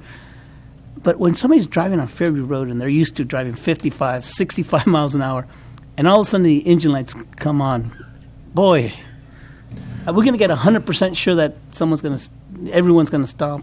Well, that's why I think there's a larger conversation about Fairview that needs to happen, and my recommendation would be is that we not put just a flashing yellow that goes to red when an engine comes out, but actually put a full functioning light out there. It may normally be green coming through, but to go through and start breaking, kind of setting expectations that there is, in fact, a need to pay attention and watch for obstructions. We have the same problem up where the school is, a little bit north, that the morning traffic when parents bringing their kids in, creates a lot of congestion out there, and you look at the map, there's actually a big cluster of dots sitting out there. I think at some point we're going to be needing to look at a signal even up at that end of the world. And as you go through and look at some of the other intersections down Fairview that today are full movement or full flow on Fairview with stops on the cross, it's creating that speedway kind of mentality, and which makes it extremely dangerous, challenging if you're out riding bikes. And our county exec is one who's brave enough to go ride a bike out there on Fairview. Is that if we want to go through and be growing alternatives to everybody just driving, is that we need to think about that complete network. And so that's the work that Brent's now spinning up on, is how do we go and think about those things. Yeah, because I look at this from a 64, 68, 60,000 foot look at it, and I say, so is the fire stations going to be built there? Does that mean that the surrounding Fairview area is going to dedicate on that fire station? In other words, are we still going to have the discussion of making Fairview Road into a 4-laner? We're still talking about creating a bike lane for people like Ray who take the guts to the challenge to ride the road down there. Is that going to change the whole? Is it the whole complex? Is that picture's going to change now if we do the fire station there now? Well, the short answer is we don't know yet, but I don't think. Well, let me take a half a step back. It's a 6-mile drag strip between Airline Highway and where Fairview begins to turn, 6.0 miles. Straight line, no stops except the potholes in the asphalt and so on. It's a high-speed road. We need to calm that, and that's a corridor that I'm intending to look at as a part of an overall look at corridors on the east side of the town. I believe that if there's a signal installed here at this location, it will be one of several. There are other options for calming traffic, traffic circles perhaps. We haven't begun to look at any of that yet, but we will bring a number of ideas back to you and to the Planning Commission as well, and to the community for discussion as we move through this process. I'm dedicated personally to making this study happen very soon. I just see a lot of ingress, egress issues with the fire station there. The chief may wish to talk a bit more about this, but what I've observed is that when the engine comes out on a call and there's a signal there, there's a preemption that the station has, and they fire that off as soon as they get the call and they know they're going to come out.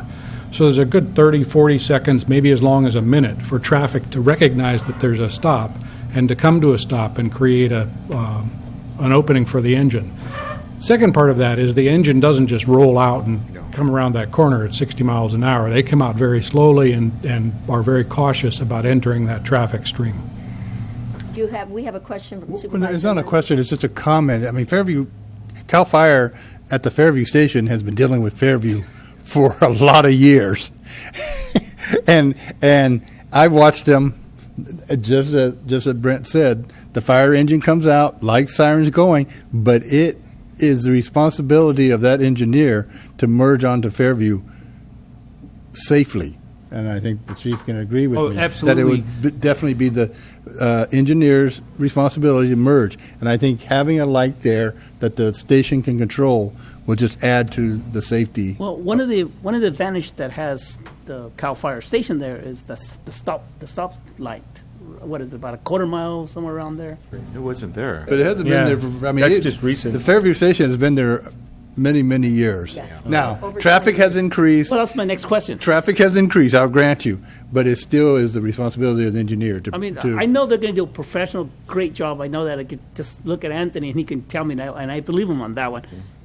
You're not my concern. It's going to be those 16, 17-year-old kids flying down Fairview or going this way down Fairview. That's going to be my biggest concern. Yeah, absolutely. So what we really need to take into consideration is since August 3rd, since I've been sworn in, I've been out there for 3 vehicle accidents. On one of them was on 156 and Fairview, Spring Grove intersection, and Felon Road intersection. And consistently, those are the target spots that if I pulled up a report, I could show you how many vehicle accidents that have occurred there. Now, the velocity, the speed of the vehicles, when they make impact, they do cause injury. And every one of those accidents, not like being in town where it's a fender bender, people get hurt. So even if you don't agree to put the station out there, you need stoplights out there. And I'm advocating for that because of the fact that it is a raceway. It is a speedway. 6 miles, that's a long stretch to be going 50, 60, 70 miles an hour. And the statistics state that the most vehicle accidents on rural roads are single vehicle accidents. So for the last 3 vehicle accidents that I responded to, one of them was a single vehicle accident on Fairview and Felon Road, and the guy hit the guardrail. Well, the guardrail was sitting in his passenger seat. If he was a few inches over, it'd be in him. So the main focus here is the speed, and with traffic devices to calm that, we would have less vehicle accidents. But if you put a fire station out there, we're Johnny on the spot. So I'm advocating for that also. Yeah. So to answer your question about 17-year-olds are still going to drive through. 45-year-olds. Okay, so good example because yesterday, sir, as I was going to an unconfirmed structure fire on Buena Vista and Bernasini, I had my vehicle stopped in the middle of the road, a 22-foot fire engine stopped in the middle of the road on Buena Vista, and I still had somebody maneuvering through us. Well, some people understand that, we're parked there, but don't understand that it's either a crime scene or an emergency scene. So to have 100% commitment to stop traffic isn't going to always happen because you still have that 1% who are going to try to divert through the scene. Of course, I stopped her and I asked her if she didn't understand that this was an emergency scene. She did understand it, but her kids were inside the house by themselves. So I guess she felt that, or she was hoping that this fire wasn't in her house, but she was more concerned about, it's a maternal instinct, and I completely agree with her, but not going through my scene. And we talked about it, and my point is, you still need that mechanism of safety. People are still going to do what they're going to do. Yeah, I understand what you're saying, and I appreciate it. I just have, when it comes time to make my decision as myself, I have to take, everything into consideration. Everything in consideration. Absolutely. And not make the determination just on one factor. Right. Thank you. Thank you. Thank you. Any other questions? Supervisor Rivas of Joe. Hey, Joe, I think it's a question. As I read this, when we talk about a third fire station, it's an important a decision. And so, in the past, we talked about having the location maybe at the airport, maybe out at the Dunville area, in North County. And so I read on the staff report, I hope that this is a decision that's going to be driven by the demand for the services in the area, not the fact that, the result of the action of ending the lease from Go Kids. Because I'm still lukewarm on this location, to be quite honest with you, right there off Ferry. And the reason I mention this is because we recently had this whole homeless issue, and the sheriff came up, and, we've invested millions of dollars in his new location out there, and then he comes up and says, hey, obviously it's not adequate if he's going to, he sits up and says, hey, we're going to build this new sheriff center, which is news to all of us, news to me certainly. And so I would hate for us to go through this, build this firehouse, or go through the process, and then all of a sudden it's not suitable to the actual the fire department, and so I guess in coming to this determination, I know it's the preferred location, so things can still change.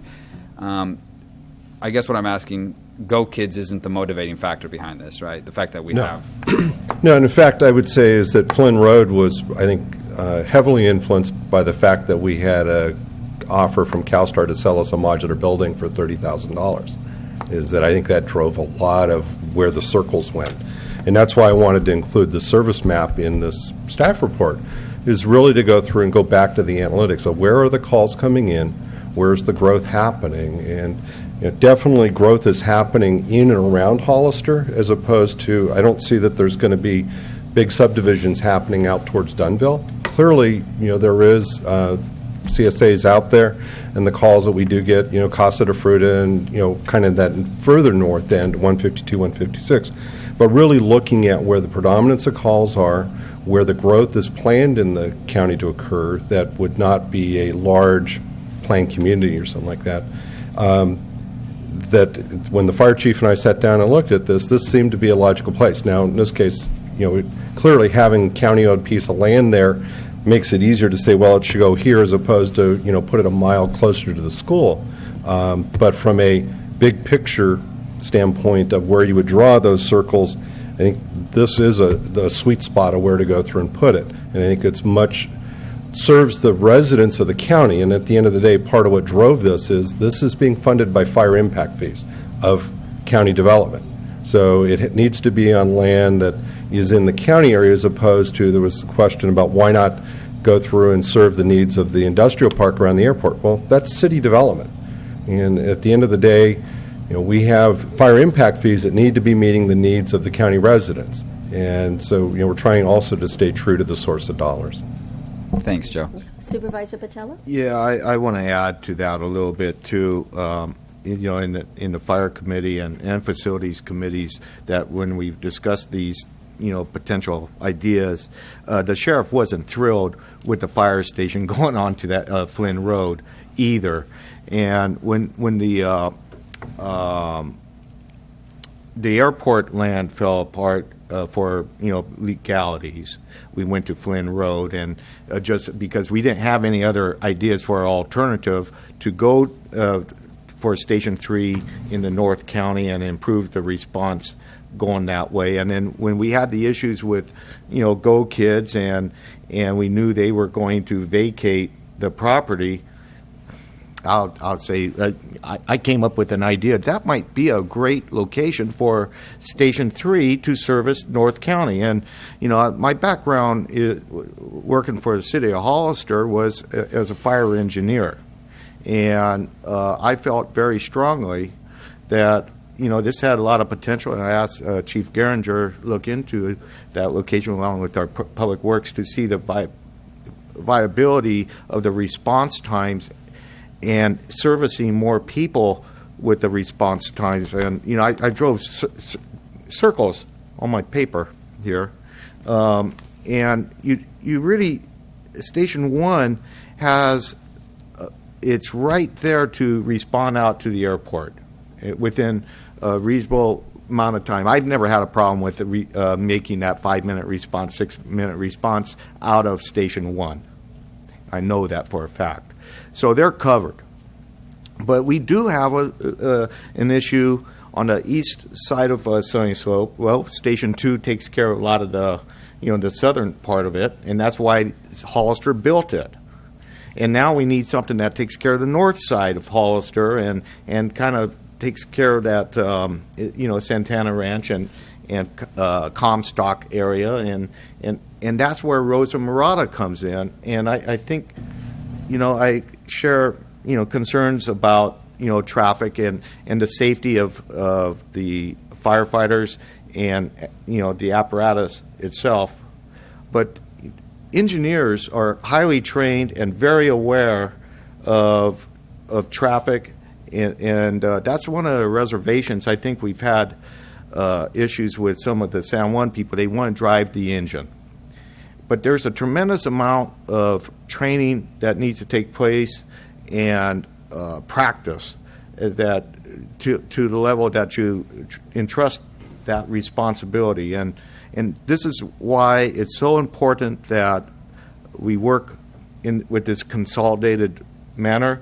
We're helping the city of Hollister by placing this station on Rosa Murata as well. We take care of that back end of their response areas for Station 1 and the county very much so. So there's a lot of factors and reasoning and thought that went into this proposal.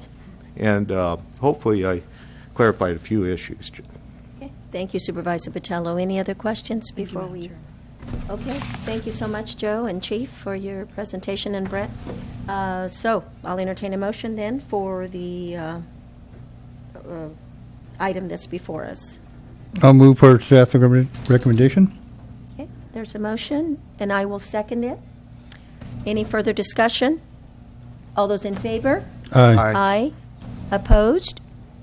Motion carries 5-0. Okay, we're going to take a short break. Thank you. We'll be back to continue with item 13.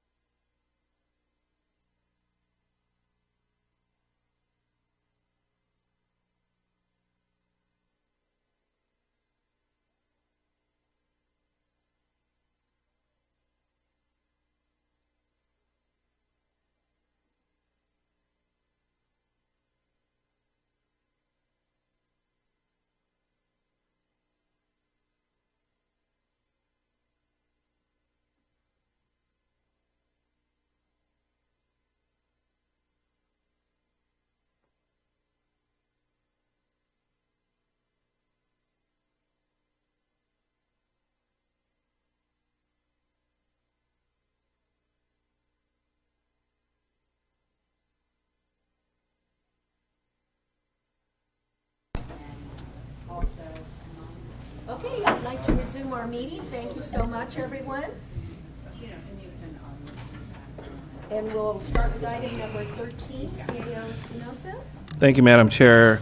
Yes, this item's our last agenda item. This is coming out of our Human Resources Department, our office. We have Ms. Cochran here to present to you. As you remember, last year when we were discussing services, healthcare services, and a broker to handle it, you had requested to go out to RFP.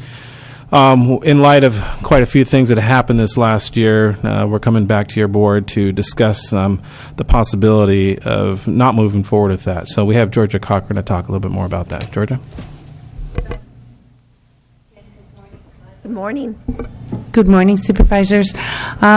Just a little chronology on this. I think we were before you with a short extension for this contract on June 3rd, at which time we extended that contract for several months to get us through open enrollment and to allow us to start the RFP process. And we expected to be back to you at this meeting today to probably award a new contract. Less than 2 weeks after that meeting is when we got the notification from CalPERS of the huge spike in the health insurance rates. At that point, the staff had started the process working with Sarah Fontanos on getting the RFP together, but all work stopped. Every bit of staff energy that wasn't producing a payroll in terms of human resources or payroll was diving into the CalPERS issue and looking at alternatives for health insurance and how we were going to do it, the process, where those folks might come from, et cetera. So that kind of sucked up all the resources. But what it did do, as we started to come out of the fog, we obviously didn't exit CalPERS for 2016, although we believe that's still a viable option for 2017. As part of that process, though, what we learned is if the county is planning to exit CalPERS Health, through, whether that be through a CSAC joint powers, whether it be through one of the other folks we know about or someone else we don't know about. And again, those efforts will start up as soon as we get the language in place with all of our units. But regardless, all of those particular proposals or providers will have some kind of service similar to this, rendering probably 2 contracts unnecessary. So if we were to move forward with one of the other providers that we heard from, and like I said, even someone else that we don't know about at this point in time, those services are likely going to be included as part of that particular package. So your board gave us direction to float an RFP. That was our intent. Given that the picture has changed so radically, we'd like to have some direction to the board.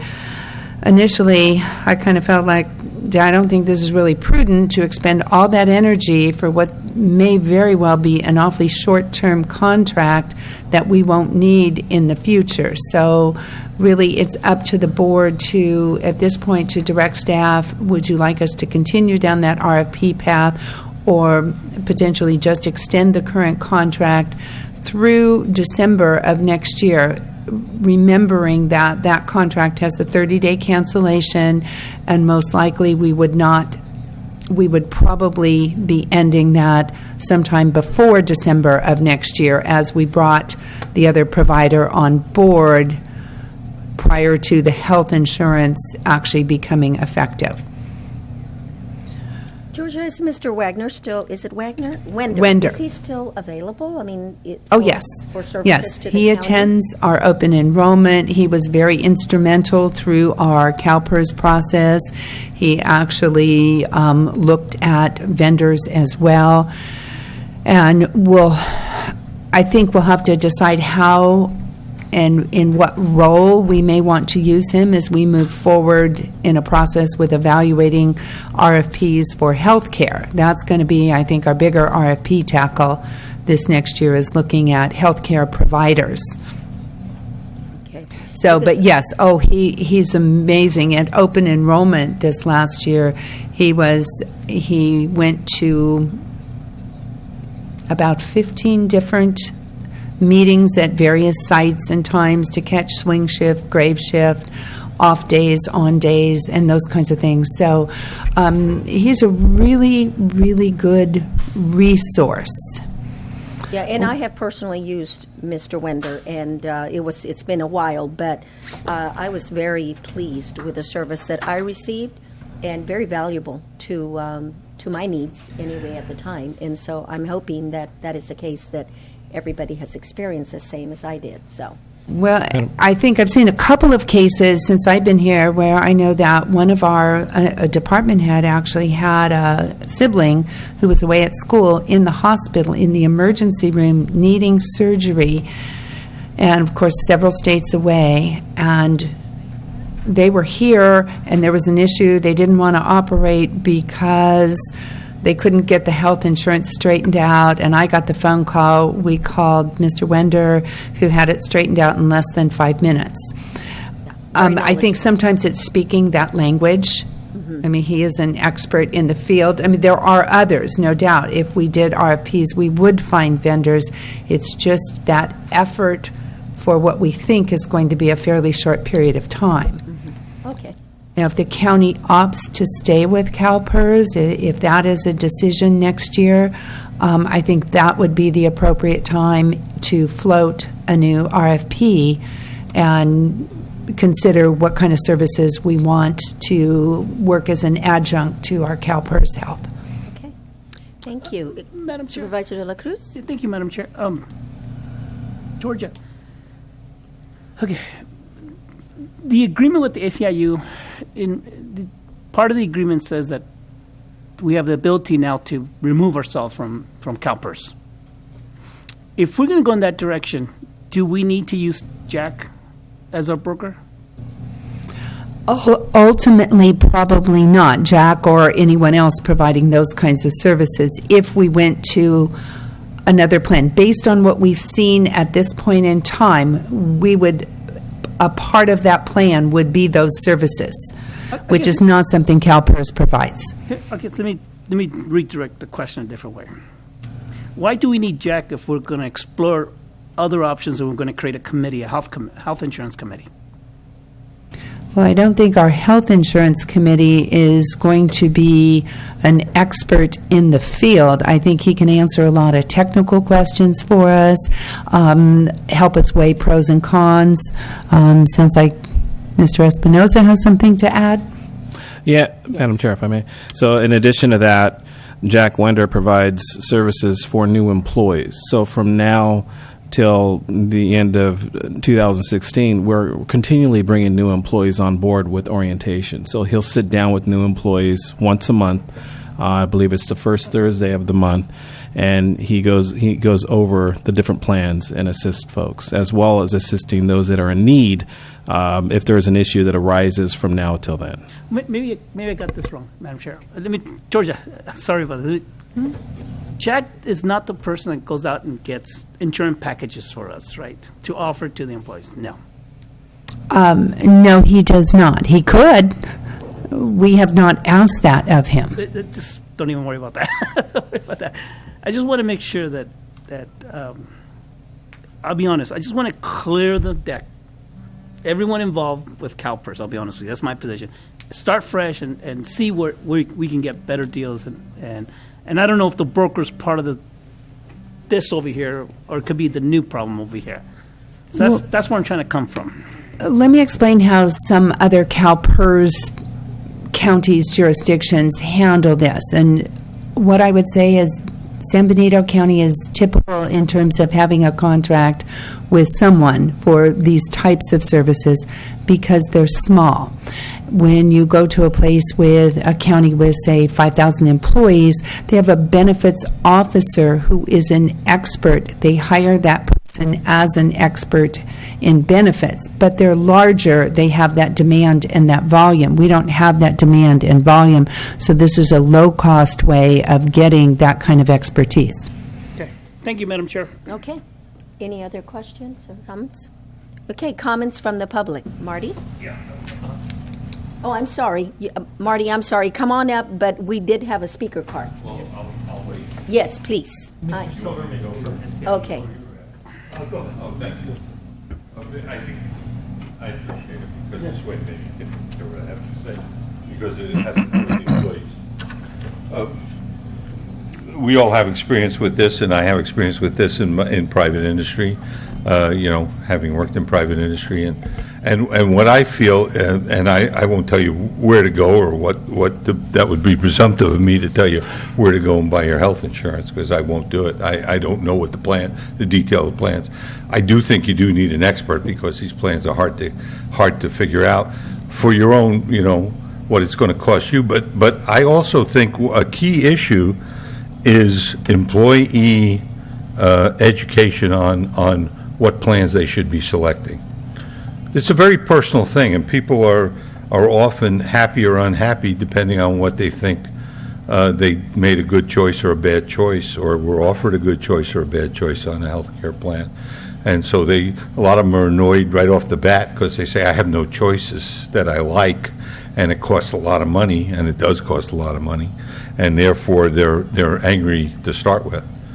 And a lot of them buy coverages they don't need because we get in this habit of, oh, gee, we don't want to pay anything from minute one, when you say to them, look, if you don't have a chronic problem and you're young, the odds are, you got to play the odds. The odds are that if you pay a small copay for the, in case you have to go see the doctor with the sniffles, but you're covered for all the big stuff. You're covered for cancer. You're covered if you have a big accident. You're covered for the big bill. Yeah, you may have to risk paying $100 a couple of times a year, but in the end, you save so much on the premiums that you wind up way ahead. And most employees will wind up way ahead if they pick the right plan, but they tend to pick the wrong plan, and that becomes because their employers often think this is too personal to educate them. We offer them the plan and we say, here, you go pick it. And I think you have an obligation to educate the employees on what is most likely in their best interest, not necessarily in your best interest, but their best interest. And that's where a good person who understands the odds comes in. Who comes in and say, oh, you have somebody in the family with asthma and you wind up taking them to the hospital every week. Well, you don't want to be paying a lot of copays because you're going to be there every week. On the other hand is, you have a healthy family, the odds are you're not going to be there every week, and in the end, you'll save a lot of money. And in the end of the year, then the employees are much happier. They pick the right plan. You wind up saving money. They wind up saving money. They get the health care they need, and everybody's happy. So I hope you would, no matter who you select, whether it's CalPERS or not CalPERS, I hope you put provision in there that will not just push a little book in front of the employee and say, here, go pick a plan, okay, because it doesn't work. Thank you for your time. Thank you, Marty. Okay. Mr. Michael Silverman? I'm sorry. Thank you very much. Hello. I just wanted to come up here and remind the board that SEIU took leadership in this role in trying to get us to exit CalPERS, and the motivating factor for SEIU was the impact on our members. I know we just approved an agreement. We still have members that are, for their families, to cover their families, are paying $750 for their premiums out of pocket. That's a lot to ask of people who don't make a lot to begin with. And it's encouraging to me to hear that we're having this conversation now rather than waiting, later. And that's what gets me excited, is we're moving forward with this. And I know in that process of trying to opt out of CalPERS, all but one of the unions voted to do so. So the majority of the workers in the county are siding with opting out of CalPERS. And with the motion with Mrs. Cochran here, if that's what the workers are telling Mrs. Cochran and the board, that they want to opt out. So I think anything we can do to help facilitate that process would be helpful. And if that's with amending our current contract, I think that'd be prudent. Thank you. Thank you. Any other members of the public that would like to address the board? Okay. Any bring it back then for any further discussion. No? Supervisor Munzer? Georgia, so this contract we have, this is with a third party, correct? He has no ties with CalPERS. Correct. We hired him to work with our employees to explain. Your mic. Oh, sorry. To explain the nuances of CalPERS and help our employees work through CalPERS. Is that correct? That's correct.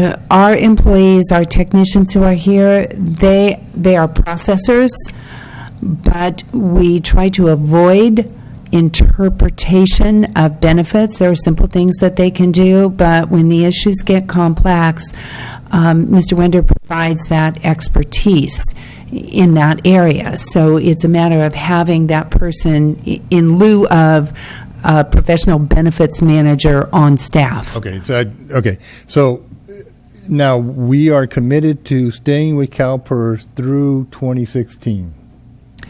That's correct. We will be receiving, the county will get CalPERS rates probably sometime in the middle of June this next year. We have 60 days to notify CalPERS of our intention to opt out. The county's current plan, as we conclude the bargaining process, our goal is obviously to put the decision for health care back into the hands of the board. After receiving input from county staff and a health insurance committee that is comprised of members from our respective labor unions and county staff. So they would be bringing you input and putting the ideas to get the final decision back in the board. So that would be something our process needs to start long about January to have all of that information in place so that we're ready to provide you with facts by mid-June so that we can flesh that out. The board can make a decision, and if the decision is to exit CalPERS, we can notify them in a timely fashion, and that gives us several months then, August through December, to ramp up and get everything retooled.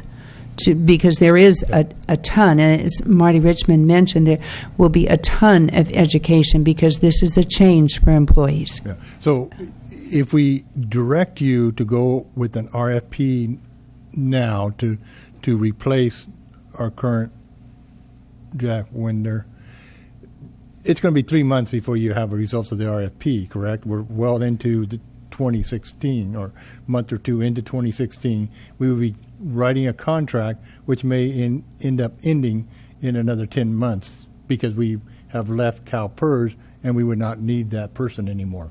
Or less. Or less. And that is the crossroads, and that's why we're here. You did direct us in June. We did say that's what we were going to bring back to you, and then the world changed. So before we move forward, we wanted to get your direction. Go through the RFP process or go ahead and extend this, and then we can make that determination. As I said, if we stay with CalPERS, I would come back and recommend we run through an RFP process and reissue that contract because we would still need that. All right. Any other questions or comments? Okay, I'll entertain a motion. Page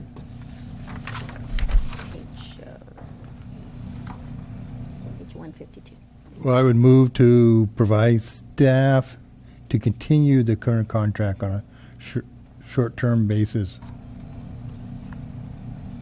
Do we need a date to that? That would be ending Through December 31st, 2015. I would recommend that we make it through December of next year, although my thought process is probably prior to that time, if we are exiting CalPERS, I can't give you the exact date. We'd be at a transition crossroads where we would end the contract. Again, that has a 30-day clause. Okay. Would you be bringing back a contract to the board then at a future meeting for them and just direct the CAO to sign a temporary contract for the next, 2 months?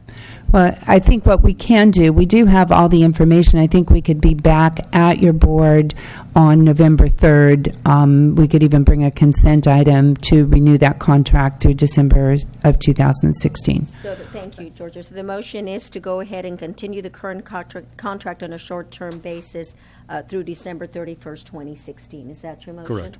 Okay. So, And second, with the point of discussion is with the termination clause will be in there. Oh, absolutely. yeah, 30 days. Okay, good, perfect. That's fine. And we'll be bringing that contract back at the next board meeting. Yeah. Okay, very good.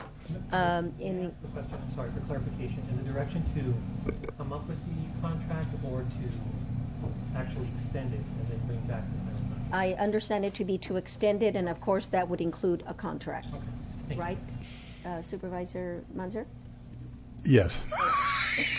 The motion is to extend it, and of course, a contract will, of course, be included. So, okay, I will then take a vote. All those in favor? Aye. Aye. Opposed? Motion carries 5-0. Okay, council, if you could give us, introduce the items in the closed session, number 14 and 15. There's 2 cases. One is closed session conference with labor negotiators. The agency designated representatives are Allison Hayek, Ray Espinoza, Joe Paul Gonzalez, Melinda Casillas, Georgia Cochran, Steve Coffey. The employee organizations are institutions, associations, law enforcement, management employees group, SCIU Local 521, SCIU Local 2015, Deputy Sheriff's Association, confidential management department heads and unrepresented pursuant to Government Code Section 54957.6. And then the other one is anticipated litigation, a significant exposure to litigation pursuant to subdivision D2 and E3 of Government Code Section 54956.9. Number of cases, 1, receipt of an email from Michael Burke, attorney firm Rancho Gavilan Corporation, dated October 7th, 2015. At the time the agenda was prepared, there was no litigation filed. It's since been filed under case number CU 15-00142, County of San Benito. It's Rancho Gavilan Corporation versus County of San Benito, and the County of San Benito Board of Supervisors et al., and in the Superior Court, County of San Benito. Okay, thank you, counsel. Any speaker cards on the closed session items? No, Madam Chair. Okay, anybody from the public that would like to address the board on the closed session items, 14 and 15? Not, we will go ahead and adjourn to closed session and come back and report out after that. Thank you.